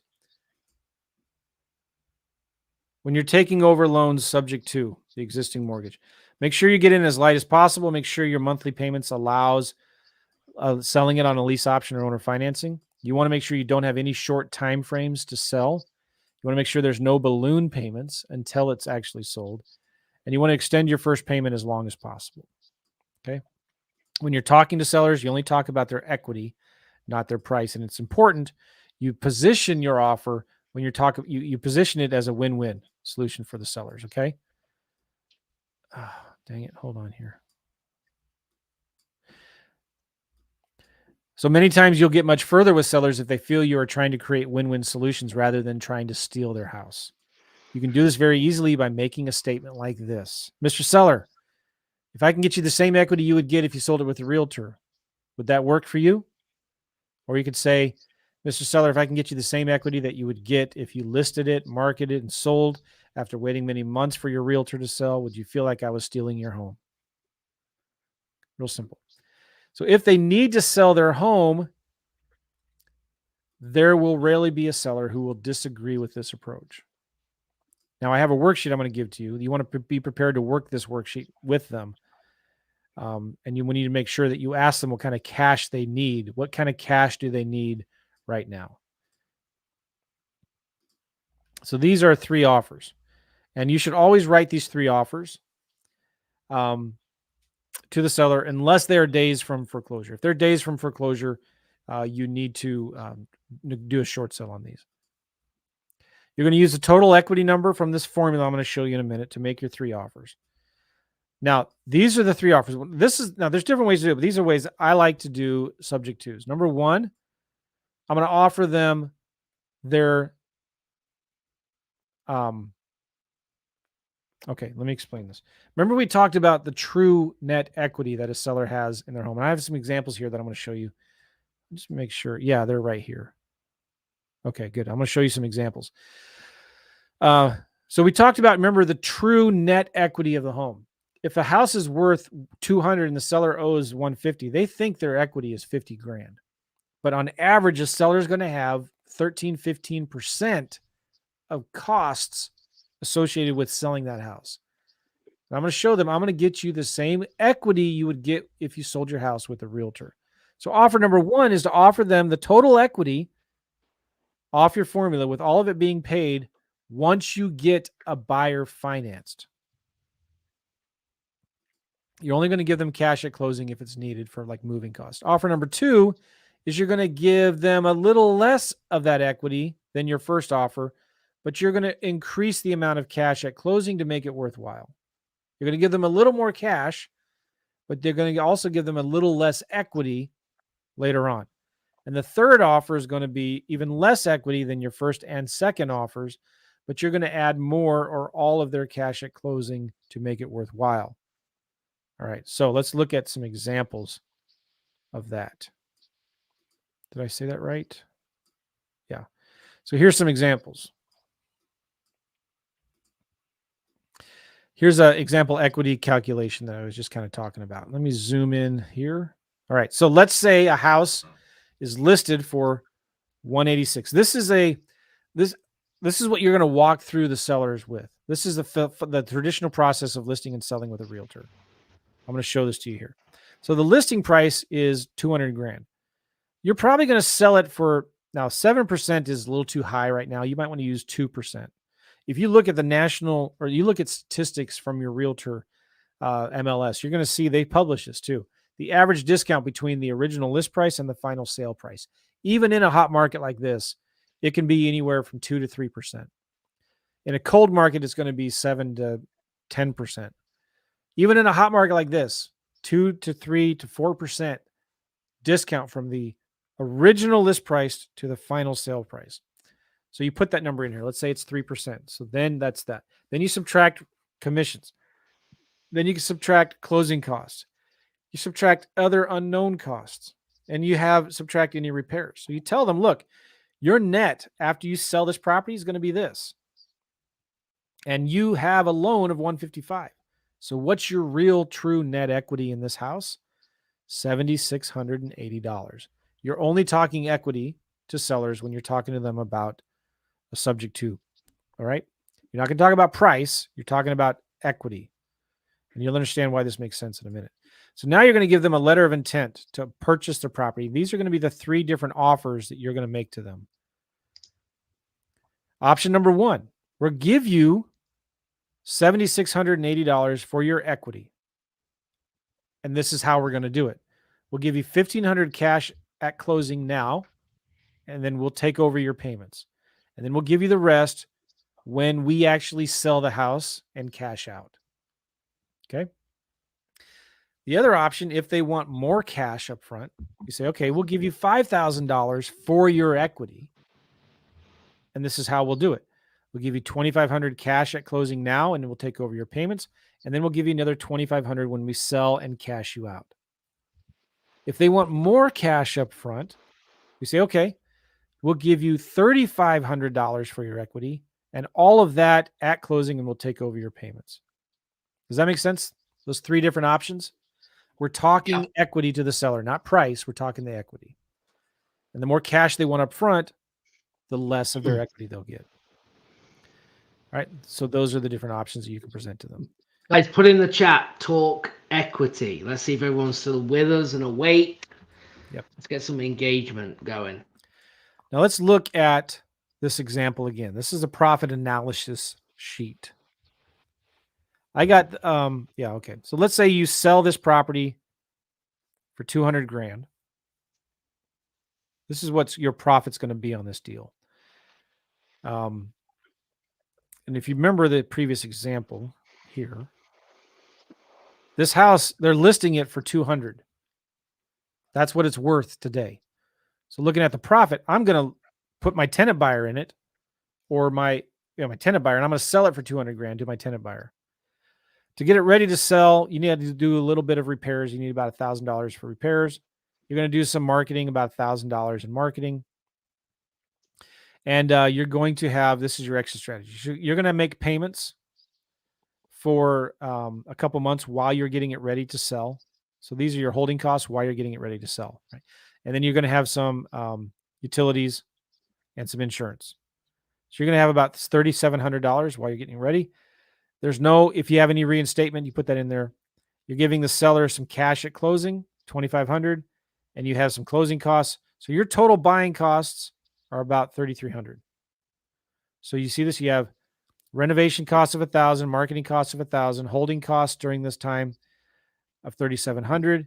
You've got purchasing costs of $3,300. So your adjusted sales revenue is going to be the $200,000 minus all these costs right here. Subtract the mortgage payoff, what the seller owes, $157. So your estimated profit's going to be about 33 grand. It's your total estimated profit. That does not include cash flow. Why isn't the cash flow in here? Am I missing something? Oh, okay. This is ignored. This is not even including cash flow. So you're going to need 9 grand. Your return on investment is going to be 371%. These are your total loans. The sales loan to value 83%. This is a good deal. I think the reason why the person that I took this from, that was teaching this to me about 10, 15 years ago, why wasn't there cash flow? Maybe because I don't want to get too confusing here, but he would borrow that 9 grand from a private investor. And so he would figure you break even on cash flow. But that's how you calculate your profits on these deals. Subject twos. All right. And then here is my contract real quick. I'm going to show this to you. And this is real quickly. I'm going to show this. This is where you spell out the terms of the agreement. This table right here is really important. So you're going to put down to the seller $100 earnest money deposit. Balance due at closing. Remember you said to the seller, I'll give you $2,500 for your equity. $2,500. So $2,400 plus 100 is $2,500. Proceeds of a new loan. There's no new loan here. Seller financing. The seller's going to finance $2,500, and you're subject to the existing mortgage. Subject to the existing mortgage of $155. You put the bank name, loan number, interest rate, and all that. If there's a second loan you take over, subject to, total purchase price $160 with the seller. Okay, that's how you spell out the subject to. And then you scroll down a little bit. You're going to have something here for the purchase money note. So the seller is carrying back financing, $2,500, 36 months, $0 payments per month. All right. There's a bunch of other paperwork like disclosures, due on sale clause stuff, and all of that stuff. Just wanted to show you how you make these offers. So this is really important to understand. You need to walk through. When I do subject twos, I like to walk through the price and show the seller how much net equity they really do have. And then I give them options based on their equity, not the price. And this is your profit analysis sheet. And for some reason, I can't remember why. There's no. Well, here it is. This is where the estimated monthly cash flow goes right here. And he was just being conservative and saying there was none. So you'll make 33 grand on this deal. Okay. Yeah. That is, zoom out a little bit here. That's subject twos. Any questions real quick? Lots of comments in here. Yeah. The VIPs get this form. Yes, Melody. It's in the mind map.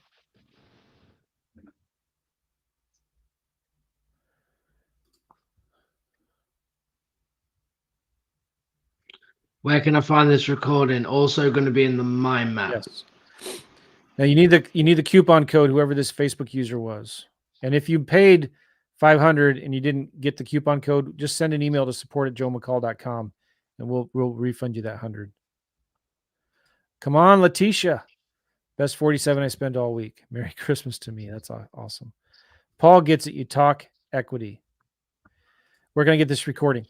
This will be in the Facebook group, in the One Offer Away Challenge Facebook group for just a few more days, and then we're going to take it down. If you're a VIP member, you get access to these recordings, lifetime access. So again, send an email to support@joemccall.com, and Dana will help you take care of you. Okay, it wasn't asking for a code word coupon. Let me share my screen with you here. Offer Challenge VIP. If you go there. Joe, as well, I think it's worth throughout this. I didn't want to stop you, but people are asking what was included, so we need to run through that again at some point. Okay, the VIP is not. It doesn't have the coupon code. I'm confused here. It's going to be at 15 offers. 15offers.com is going to give you the coupon code. So if you go down here and you sign up, it's going to take a new page. And then you scroll down right here, coupon code. You have a coupon promo code. You see that? Click there. You type in December. Apply. There you go.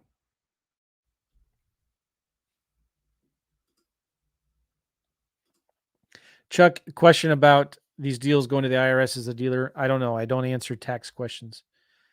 You need to talk to an accountant or an attorney about that. All right. Now, this accountability thing that we're doing, super cool. We're going to talk about it real quick. I don't know where you want to be in 2022. You want to be doing deals? What's your plan? Where are you going to get your leads from? What kind of systems are you going to have to make offers and follow up?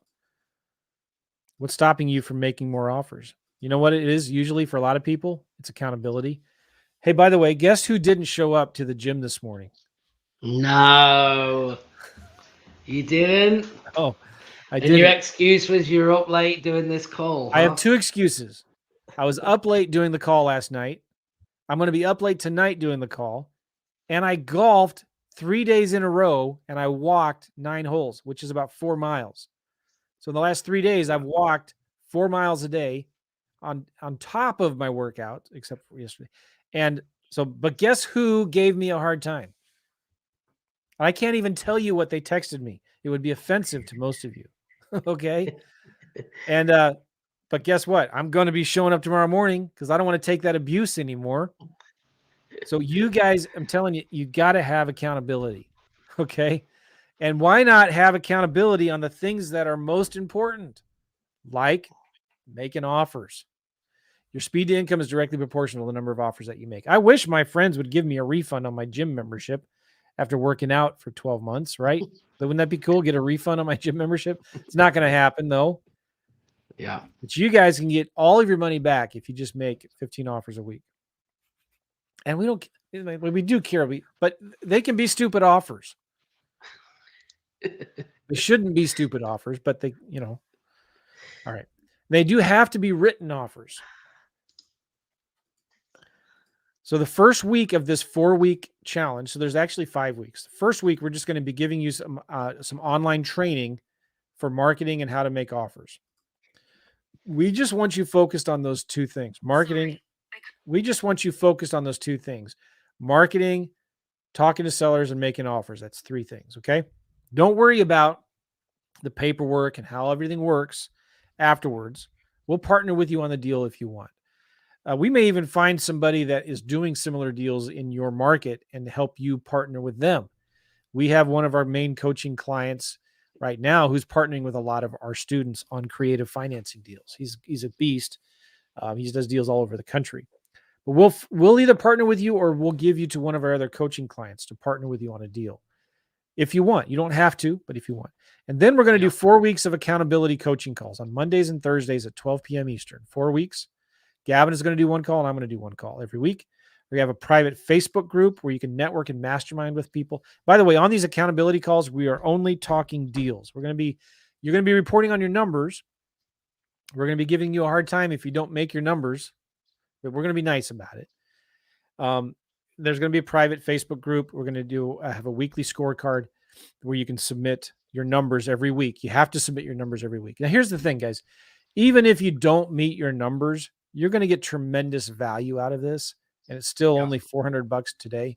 Even if it's $500 tomorrow and you're watching the replay or whatever, that's still a fantastic deal. You're going to walk away. If you do if you make half, let's say you only make 7 offers a week, guys, that's 7 offers and you made more offers than you made last week. And you do that for 4 weeks, you made 28 offers, guys. And then you do that again the next month and the next month and the next month. Now you got a bunch of sellers to follow up with. You're going to do deals. So even if you miss your numbers, you're going to win. You're going to win. That's our goal of this. Yeah, absolutely. There's a scorecard you submit every week. Go ahead. Yeah. I was going to say, it's about you've got to back yourself, right? That's what it's about. You've got to, if you believe that you can do it, then you need to get involved. And you need to be doing these offers every week to get results. Again, we talked about this yesterday. I wish we could say, oh yeah, you do 1 offer a week and you're just going to make a ton of money. It's just not the case. right? You've got to make these offers because then you've got things to follow up on. And this is kind of the benchmark. If you want to do a deal, you've got to be doing these 15 offers, and you need to be held accountable, because guess what? You're working that 9 to 5 and you're going to get off work and you're not going to want to do it.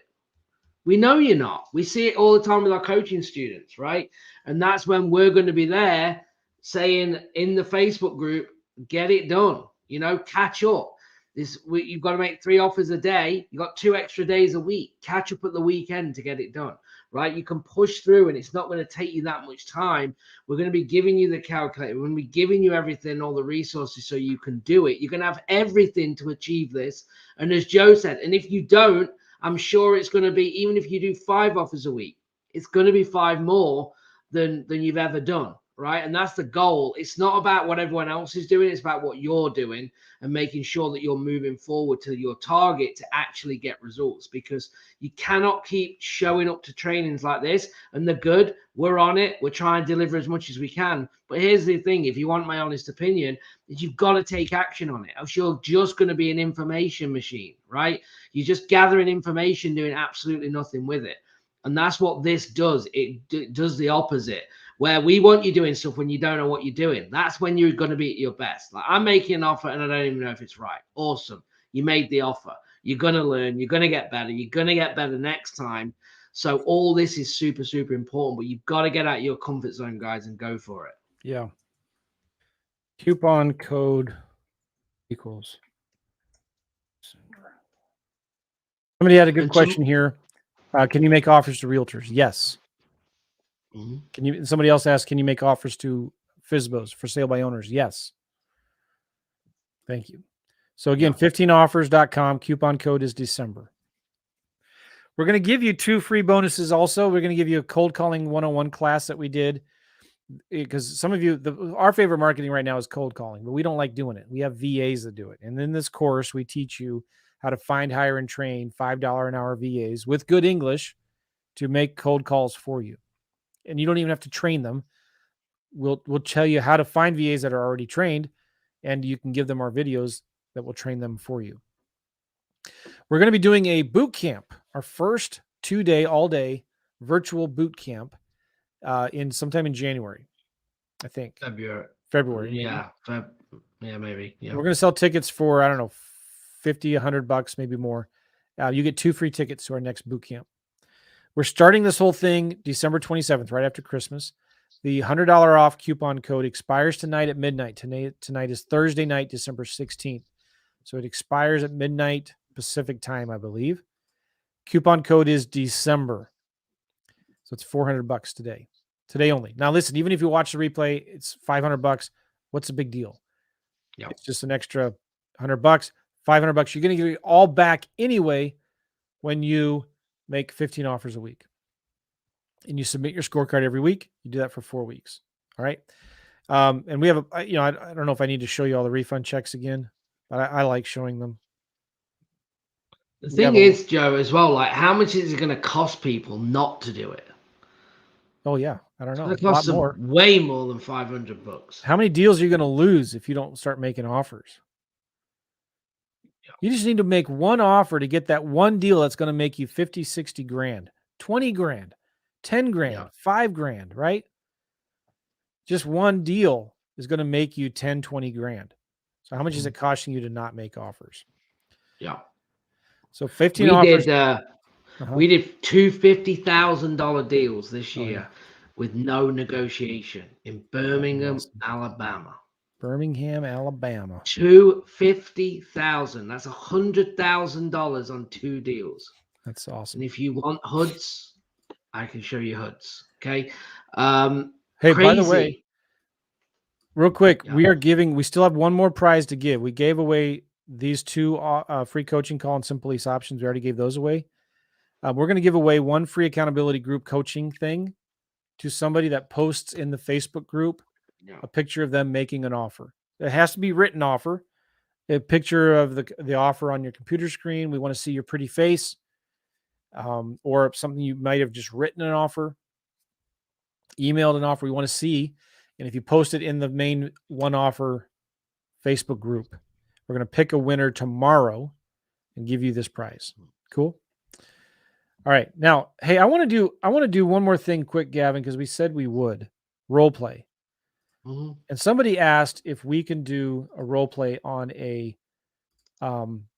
house that is listed with an agent, right? And let's do that. Do you want to just show people how easy it is to and how quickly you Absolutely. can make an offer? Yeah. All right. One of the things I like to do is go to Redfin. Somebody type in a market in the chat.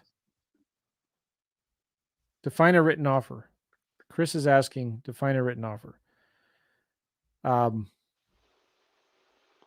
do you? I don't know. I mean, hey Joe, I want to buy 123 Main Street for 100,000. Close it in 45 days.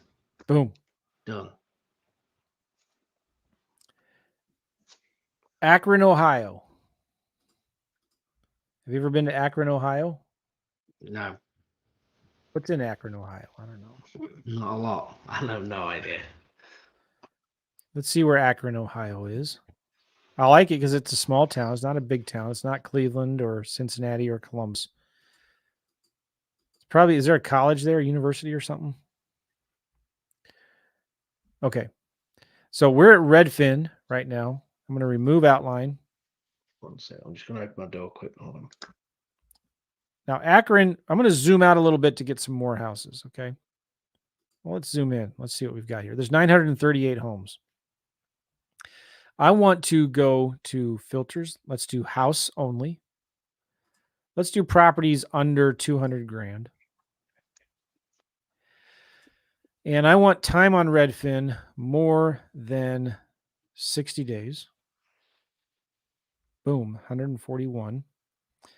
And I don't want any new construction. So let's say it had to have been built before 2019. 137. So 137 homes in Akron, Ohio, and that have been on the market over 60 days. So one thing you can do, I'm going to change this from a list view to a photo view. Can we do that? All right, this gives me a little more room. I'm looking for houses that look like they need updating, because these are the first ones that I'm going to start making offers on. You can have a VA go through these too, by the way. Yeah, this one might be, yeah, this one is going to be something that an investor would probably buy. Maybe not a retail buyer. Maybe, I don't know. This one's LeBron outdated. James is from here. Huh? Who? What? LeBron James is from here. Oh, that's right. Sean Now, says. there's usually good reasons why these houses haven't sold yet. They don't show very well. This was a picture probably taken from an iPhone, right? See? What did I tell you? This is this professional realtor took a picture of this house on landscape or portrait mode on their phone. Oh, that's your favorite. I love realtors that do that. I think that's probably one of your most frustrating things that get you when people don't turn the camera. Yes. You want to see some? Hold on. It's funny. Portrait mode video. Oh, who is that? There's a funny guy.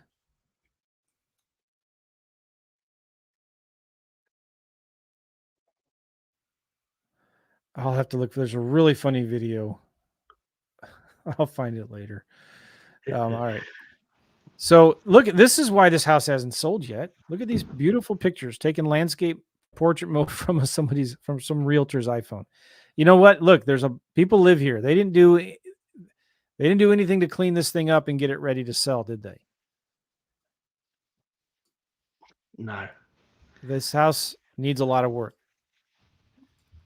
Carpet's trashed. Somebody lives upstairs in that attic. Bathroom. There's no pictures of the toilet, probably for very good reason. Okay. But, it's not a bad neighborhood. Let's look at the street view. This is a good rental neighborhood. Oh, look at the street is brick. That's interesting. You got some people that take care of their lawn. Got some gardens. I like this area. This is a great rental neighborhood. All right, so let's role play this. I'll be the investor the first time, Gavin, and you'll be the realtor. And then we'll pick another house and we'll switch. Okay. All right. I'm the realtor, you said, right? Yes. Yeah. Okay. All right. Ring, ring. You're Cynthia. I'm going to call you. Where's your phone number? Hello. You identify as a woman, but you still have the man's voice. That's a Where's how long's this been on the market? 62 days. That. 62. Yeah. Okay. All right. All right. I'll keep this short and sweet. Really simple. All right. Ring, ring. Hello. Hey, Gavin. This is Joe McCall. How are you? I'm good, Joe. How are you? Nice, nice. Hey, I'm calling about this property you have listed on Oxford Avenue. Do you know which one I'm talking about? Yeah, I do. The one with like the thing outside the front, like that alien picture thing. Yeah. What is that, by the way? Is that like a pumpkin for Halloween or something? Yeah, that's it. Yeah. Oh, that's funny. Okay.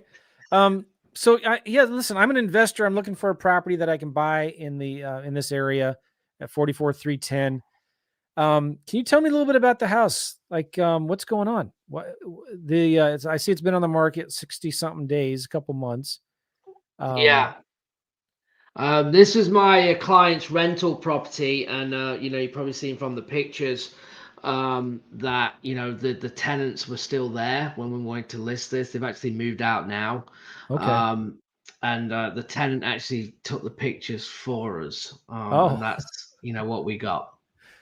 Okay. All right. And it's hard to tell if the house is in great shape, but the tenants moved out. Has the owner done anything to clean it up or update it or anything like that? No. I mean, there's still like a lot of the stuff in there. I mean, they took some stuff, but the pictures it's not far off as you see it. Okay. Yeah. What about how much work do you think it would need to take to get it fixed up and sold? I don't know. I mean, it's a good area. It's a good rental market there. Oh, it is? Yeah. Yeah. So I mean, I don't know. I'm not sure. We put it out there for that. That's what they wanted. They were kind of set on getting 90,000. I think this one rents for like 1,100. So that's what they wanted. So that's what we listed it for. Okay, so they're asking 90 grand for it. I'm just looking at similar homes listed in the area. I see some properties that are right now listed for 54,000, 57,000, 73, right, 79. And some of these houses look pretty nice. How fixed on that price is that seller? Do you think are they negotiable at all, or? I mean, possibly. They said that they wanted to list it for that.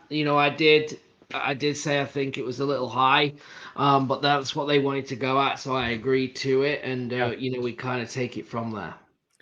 All right, so it's been a couple months. They're not in a big hurry, right? They're willing to wait.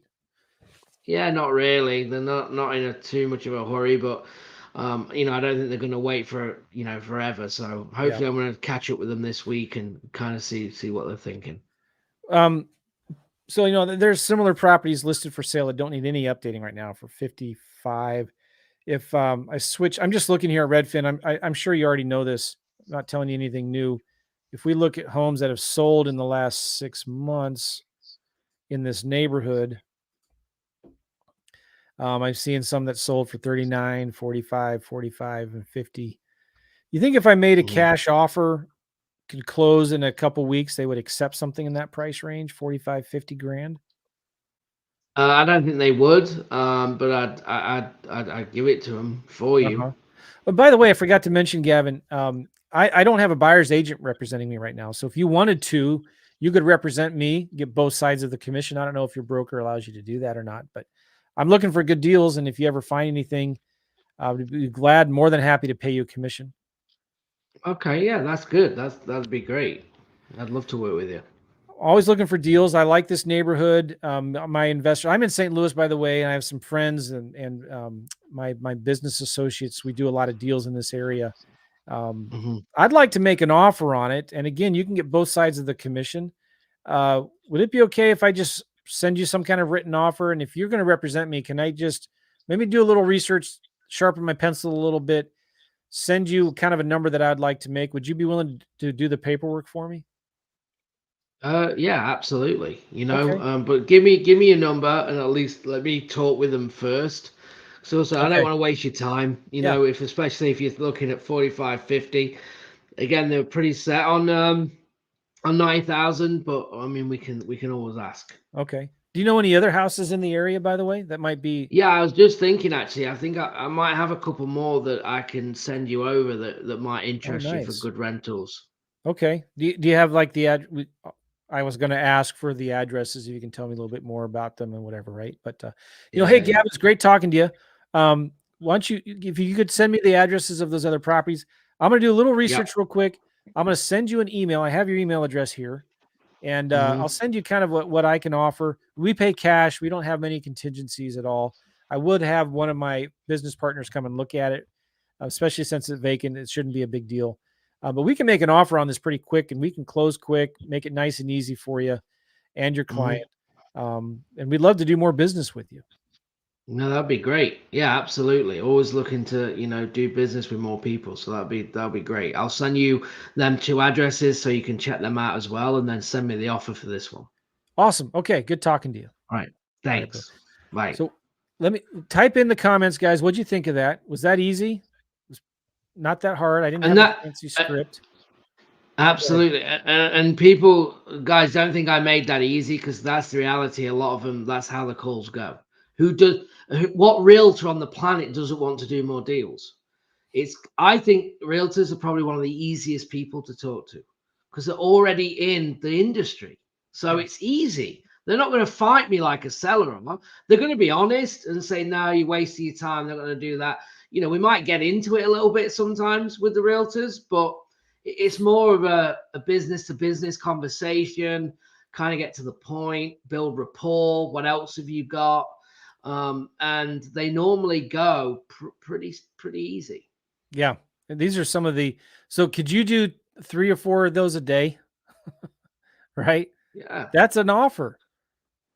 Oh, Absolutely. Letitia says, I'm a realtor, and that was easy. Is that what she said? And you're right. Yeah. So, I don't know if you're agreeing. Yeah. I mean, yeah. Somebody says here, yeah, nice. I can do that. Yeah. Okay. So here we go. Absolutely. They must be they need to be verbal and written. This is really important. You've got to make written offers. Why? Yeah. Because they need something in their hands that they can buy an email, and we recommend in the physical mail, because that's something more solid. It's something your competition is not doing. One of the things I could have asked Gavin is, listen, Gavin, I don't know if this would work for me or not, but what if I could get your seller that higher price? They wouldn't consider maybe something like owner financing or seller carryback financing, would they? Yeah. So I just threw in the possibility there. If they won't take my cash offer, maybe they can take this offer. And I can tell the seller, I'll still make sure you get your commissions. Maybe some now, some later, or something like that. But you can also offer the 2 options. You can offer cash and owner financing. I would not want to do a lease option on this house that's in this shape in this kind of a neighborhood. But owner financing, yeah. Okay. Easy peasy, lemon squeezy. Gavin, do you want to look up? Let's look up one on Zillow.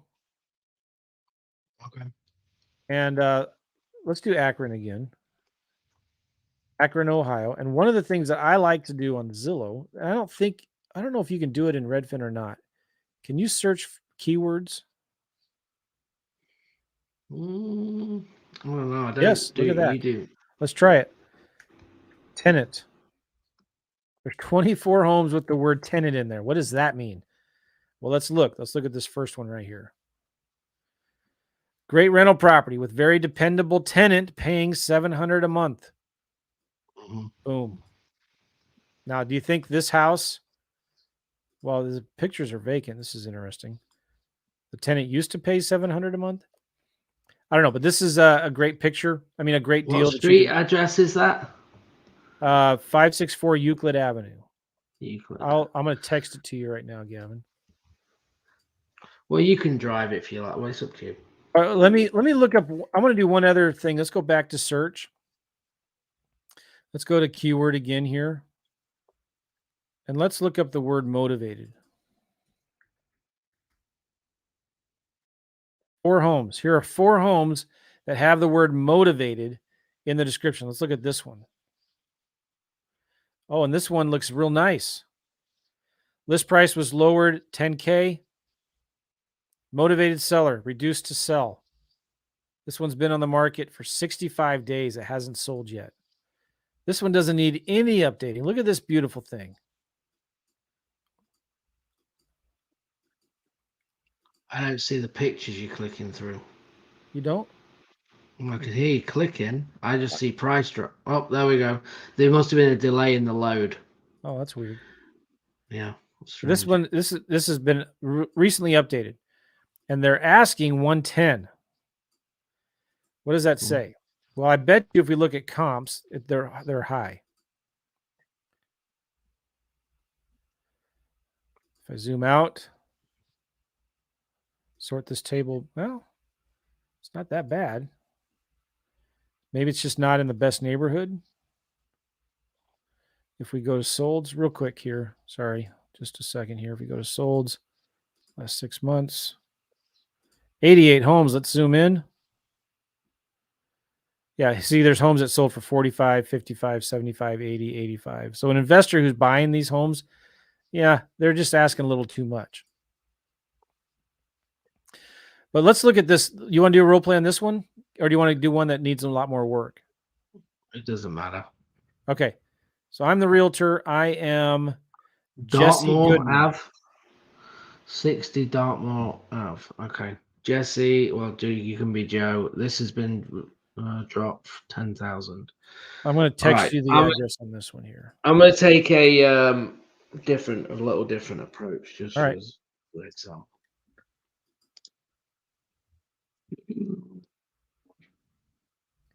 Just pause. Oh. So Gavin is opening up the property on Zillow, probably. I just want to, while he's opening it up too, I want to tell you, whether you use Redfin or Zillow or PropStream, you want to become familiar so you can navigate through it really quickly when you're talking to the realtor or the property manager or the investor. You can see, well, what are the comps? What are the houses selling for real quick? And you can use that as part of your discussion. Yeah, absolutely. Now, somebody says here, by the way, I used to live in Akron. This is not the best neighborhood. All right. I get it. But there are a lot of investors buying properties here. There's still people that want to live in Akron. Yeah. For sure. Okay, we ready? Yeah. All right, cool. Ring. Hello. This is Joe. Hey, Joe, how you doing? My name's Gavin. I just came across this property on Dartmoor Ave that you're the agent for, I believe. How are you? Yeah, good. Yeah. Good. Have you got a minute? I just have Sure. a few questions about it. Okay, awesome. Joe, just real quick. So I'm an investor. I live in Savannah, Georgia, and I've heard this area is good for rentals. Do you work with investors at all? Yeah. The person who rehabbed this house was an investor. Oh, okay. Okay, awesome. Well, look, I came across this. It looks like they seem motivated. You've dropped the price. I do have some questions about this. I'm a little concerned maybe on the area. It seems like a lower end area. Is this a good neighborhood to be holding a property in, would you say? Yeah, it's a typical Akron neighborhood. Okay. Mostly rental properties in this area, I'd say. Okay. But it's a good neighborhood. It's a good area. Okay, awesome. And what's the deal with this one? Is it vacant right now?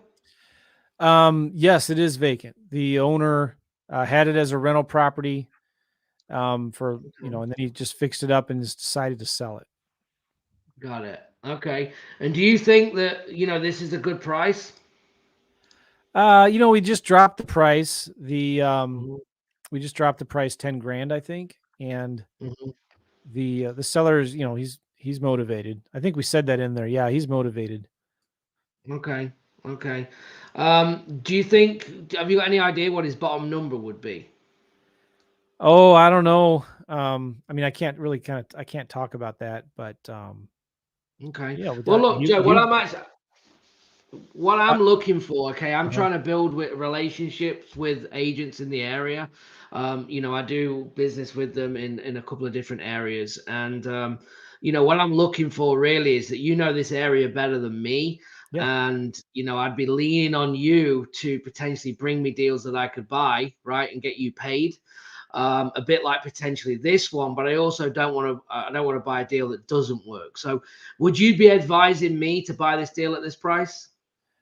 Well, that's a good question. I don't know. This house would rent for. That's a good question. I think this house would rent for. I'm looking. um, 900 a month, Uh-huh. and Redfin says right here if your total payment would be about 600 a month, so you get some good cash flow at this price. But um, it's been Okay. fixed up. It doesn't need any updating. It's in great shape. Hmm. Yeah, because you said the rent's about 600 a month. No, about 900 a month. 900 a month. Okay. So if I came in maybe with an offer of about 75,000, what do you think they'd think about that? Well, I don't think they would take it, but you can submit it if you want. But I don't think they Right. would. They've already gotten a bunch of offers, Mm. more than that the sellers rejected. Okay. Okay. Well, yeah, that's just not going to work then for a cash. But what about any like some maybe creative finance, something like that? Would they be interested in payments if I could get close to their asking? But Do you think? what does that mean? So I'm going to make some payment. I'm going to keep it super simple. Like, let's just say I give them the 120,000, but I'll make $500 a month until the loan's paid off, something like that. Do you think they'd do something like that? I don't know. Maybe. Okay. Yeah, I don't know. Okay. Well, I got two more I can questions. ask If I them. put something, if I put something together for you, send it over, and I can explain it to you. Would you, have a chat with them about that? Sure. Yeah. Okay. What about commissions though? How does that work? I'll pay you. Yeah, you'll be paid. I can pay you on. You can represent me, no problem. Oh, okay. Yeah, yeah. As long as your broker, allows that, no problem. Yeah. Again, if you bring me a deal, I work with you. Every agent I work with, I make sure that I'm just working with you on that deal to make sure that you get paid. And that was leading to my last question before I get off the phone and let you go here. That I'm looking for obviously more deals. So do you have anything else off market, or you can't list, or you're about to list that maybe might fit what I'm looking for? Well, I'd have to look, but yeah, I find we have some properties in the area. There's a lot of good properties here. I could send you all the houses listed on the MLS if you want. Yeah, the thing is with the MLS though, I don't want to be paying retail, Joe. I'm an investor. I've Yeah. got a cash flow, and I'll close quick. And if I say I'm going to buy it, I'll buy it. But I'm not going to be paying retail, as an investor. Sure. So, Yeah, yeah. anything that needs fixing up, or if it's been on market like this one and they're motivated, if they're willing to take some kind of payments, I can get close to that price and kind of make it a win-win. And that's what I try and do is solve problems. Okay. Well, okay, yeah. Send me, anything you want. I'll look it over, and if I have any questions, I'll call you back. Or, if it Yeah. works, I can send it to them. Okay, and this just off role play, this is an advanced move, but this is something else that probably is. Well, look, Joe, obviously, you didn't know about the creative stuff. So if we do manage to work something out, I'd take you through the deal because I think it'd be good for you to understand that because there's a lot of deals out there, especially if you're working with investors that you could be getting paid on. Okay. Cool. Yeah. All right. Well, Cool. All look, right. appreciate it. I've got your email here at joe@joemccall.com. Okay. I will shoot you a message, and then if just to connect here. I'm going to look at the offer, look at the comps here. I'm going to make you an offer, and then if you can get that into the seller, and then we'll talk again later today or first thing in the morning, if that works. Okay. Awesome. All right, bud. Thank you. Appreciate it. Have a good day. Thank you very much. All right. Bye-bye. Good job, Gavin. Yes. So here's the thing. This is what they don't like. So now when I put you in a position purposely where he's representing the seller, but now I want him to represent and find me deals, I'm asking him if this is a deal for me, and you're gonna get that. No, it isn't, but I can't tell you. So you're gonna get that awkwardness purposely, because that's what I want. And then I move and go, all right, well, let's look what else you've got. So because I want to know that agent's going to bring me deals that are actually going to match like on what I'm looking for.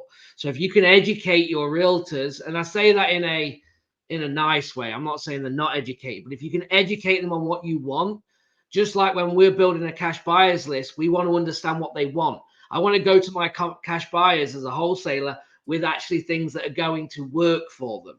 Right? Not a bunch of stuff that's 50 grand over asking on the MLS and wasting the time because they're going to get frustrated. And that's what you want to get from your realtors, to say, this is what I want. It needs to be cash flow. And in this area, I want this price, and get them that information, because then they're working towards a target. So they're not going to be wasting your time. So hopefully that helps. Yeah, that's really good. All right, guys, real quick. You get at 15offers.com. Go there, 15offers.com, and watch a little video. This is what you're going to get here. Here. Boom. You're going to get pre-challenge intensive 5 daily simple classes on marketing, how to talk to sellers, how to make offers. Then we're going to do coaching accountability calls twice a week for 4 weeks, Mondays and Thursdays. They are recorded. We start the week of January 3rd. We're going to be a private Facebook group, network, mastermind, get some encouragement. We'll partner on deals with you if you want. So don't worry about all the extra 7, 8 steps. Just do steps 1 and 2. You can use our money. We'll partner with you on your deal. We're giving you a scorecard, turning your numbers each week. Lifetime access to all of the recordings and everything. You get our Rolodex. We'll partner with you on deals. You get your investment back if you complete the deal. We also have a couple bonus courses that aren't on here, but you're going to get the Cold Calling 101. What was the other bonus they get? Oh, the 2 free tickets to the boot camp. Okay. I'm going to message these and send them to Gavin. Send them to Sam. Okay. And we start right after Christmas. Okay. And we're going to give you your money back. There's a coupon code of $100 off. The coupon code is December. Where did that go here? Right there. Coupon code December. So when you click on this link and you sign up, boom. And while this opens up, what do you have to do to get your money back? Just make 15 offers a week. That's it. And submit your scorecard every week. You click right here. Do you have a promo code? Let me zoom in. See that right there? Do you have a promo code? Put that in. Type in December, hit apply, marks it down $100. It's only good for today. It expires at midnight. It expires at midnight. And even if you're watching this later tomorrow, replay or whatever, it's still only $500. Come on. And you're going to get your money back. Why do we do that? Why do we get money back? It's real simple. It's one of the ways we partner with students on deals. We're looking to buy more deals, wholesale more deals. So it's one of the ways that we partner with people on deals. We want to get more testimonials. We know that if you're happy with this, you might sign up for coaching. You might sign up for something else in the future that we sell. And it's our way. We know if you just take the first step, you're going to start having success as long as you don't quit and give up. And so I'm sick and tired of seeing people buy courses, buy coaching programs, and not complete them. So we've made it absolutely ridiculously easy to get your money back. I've refunded almost $150,000 in refunds to people who go through my programs and finish them and at least do a little bit of implementation. And we just showed you real quick on 2 deals how to make a fast offer. Call up the realtor, talk to them. see if they would consider something in this price range, and then send them an email. It could be as simple as an email. Would your client accept something maybe between 40 to 50 grand? Would your client, maybe if I could get them their price of 175 grand, would they consider something like lease purchase or seller financing? And I can do this and this and this. Just put it in an email. It doesn't have to be fancy written. We'd also encourage you to send it in the physical mail, because that way they get that. They will open it. They might hold on to it. They might save it. Any other questions as we wrap it up?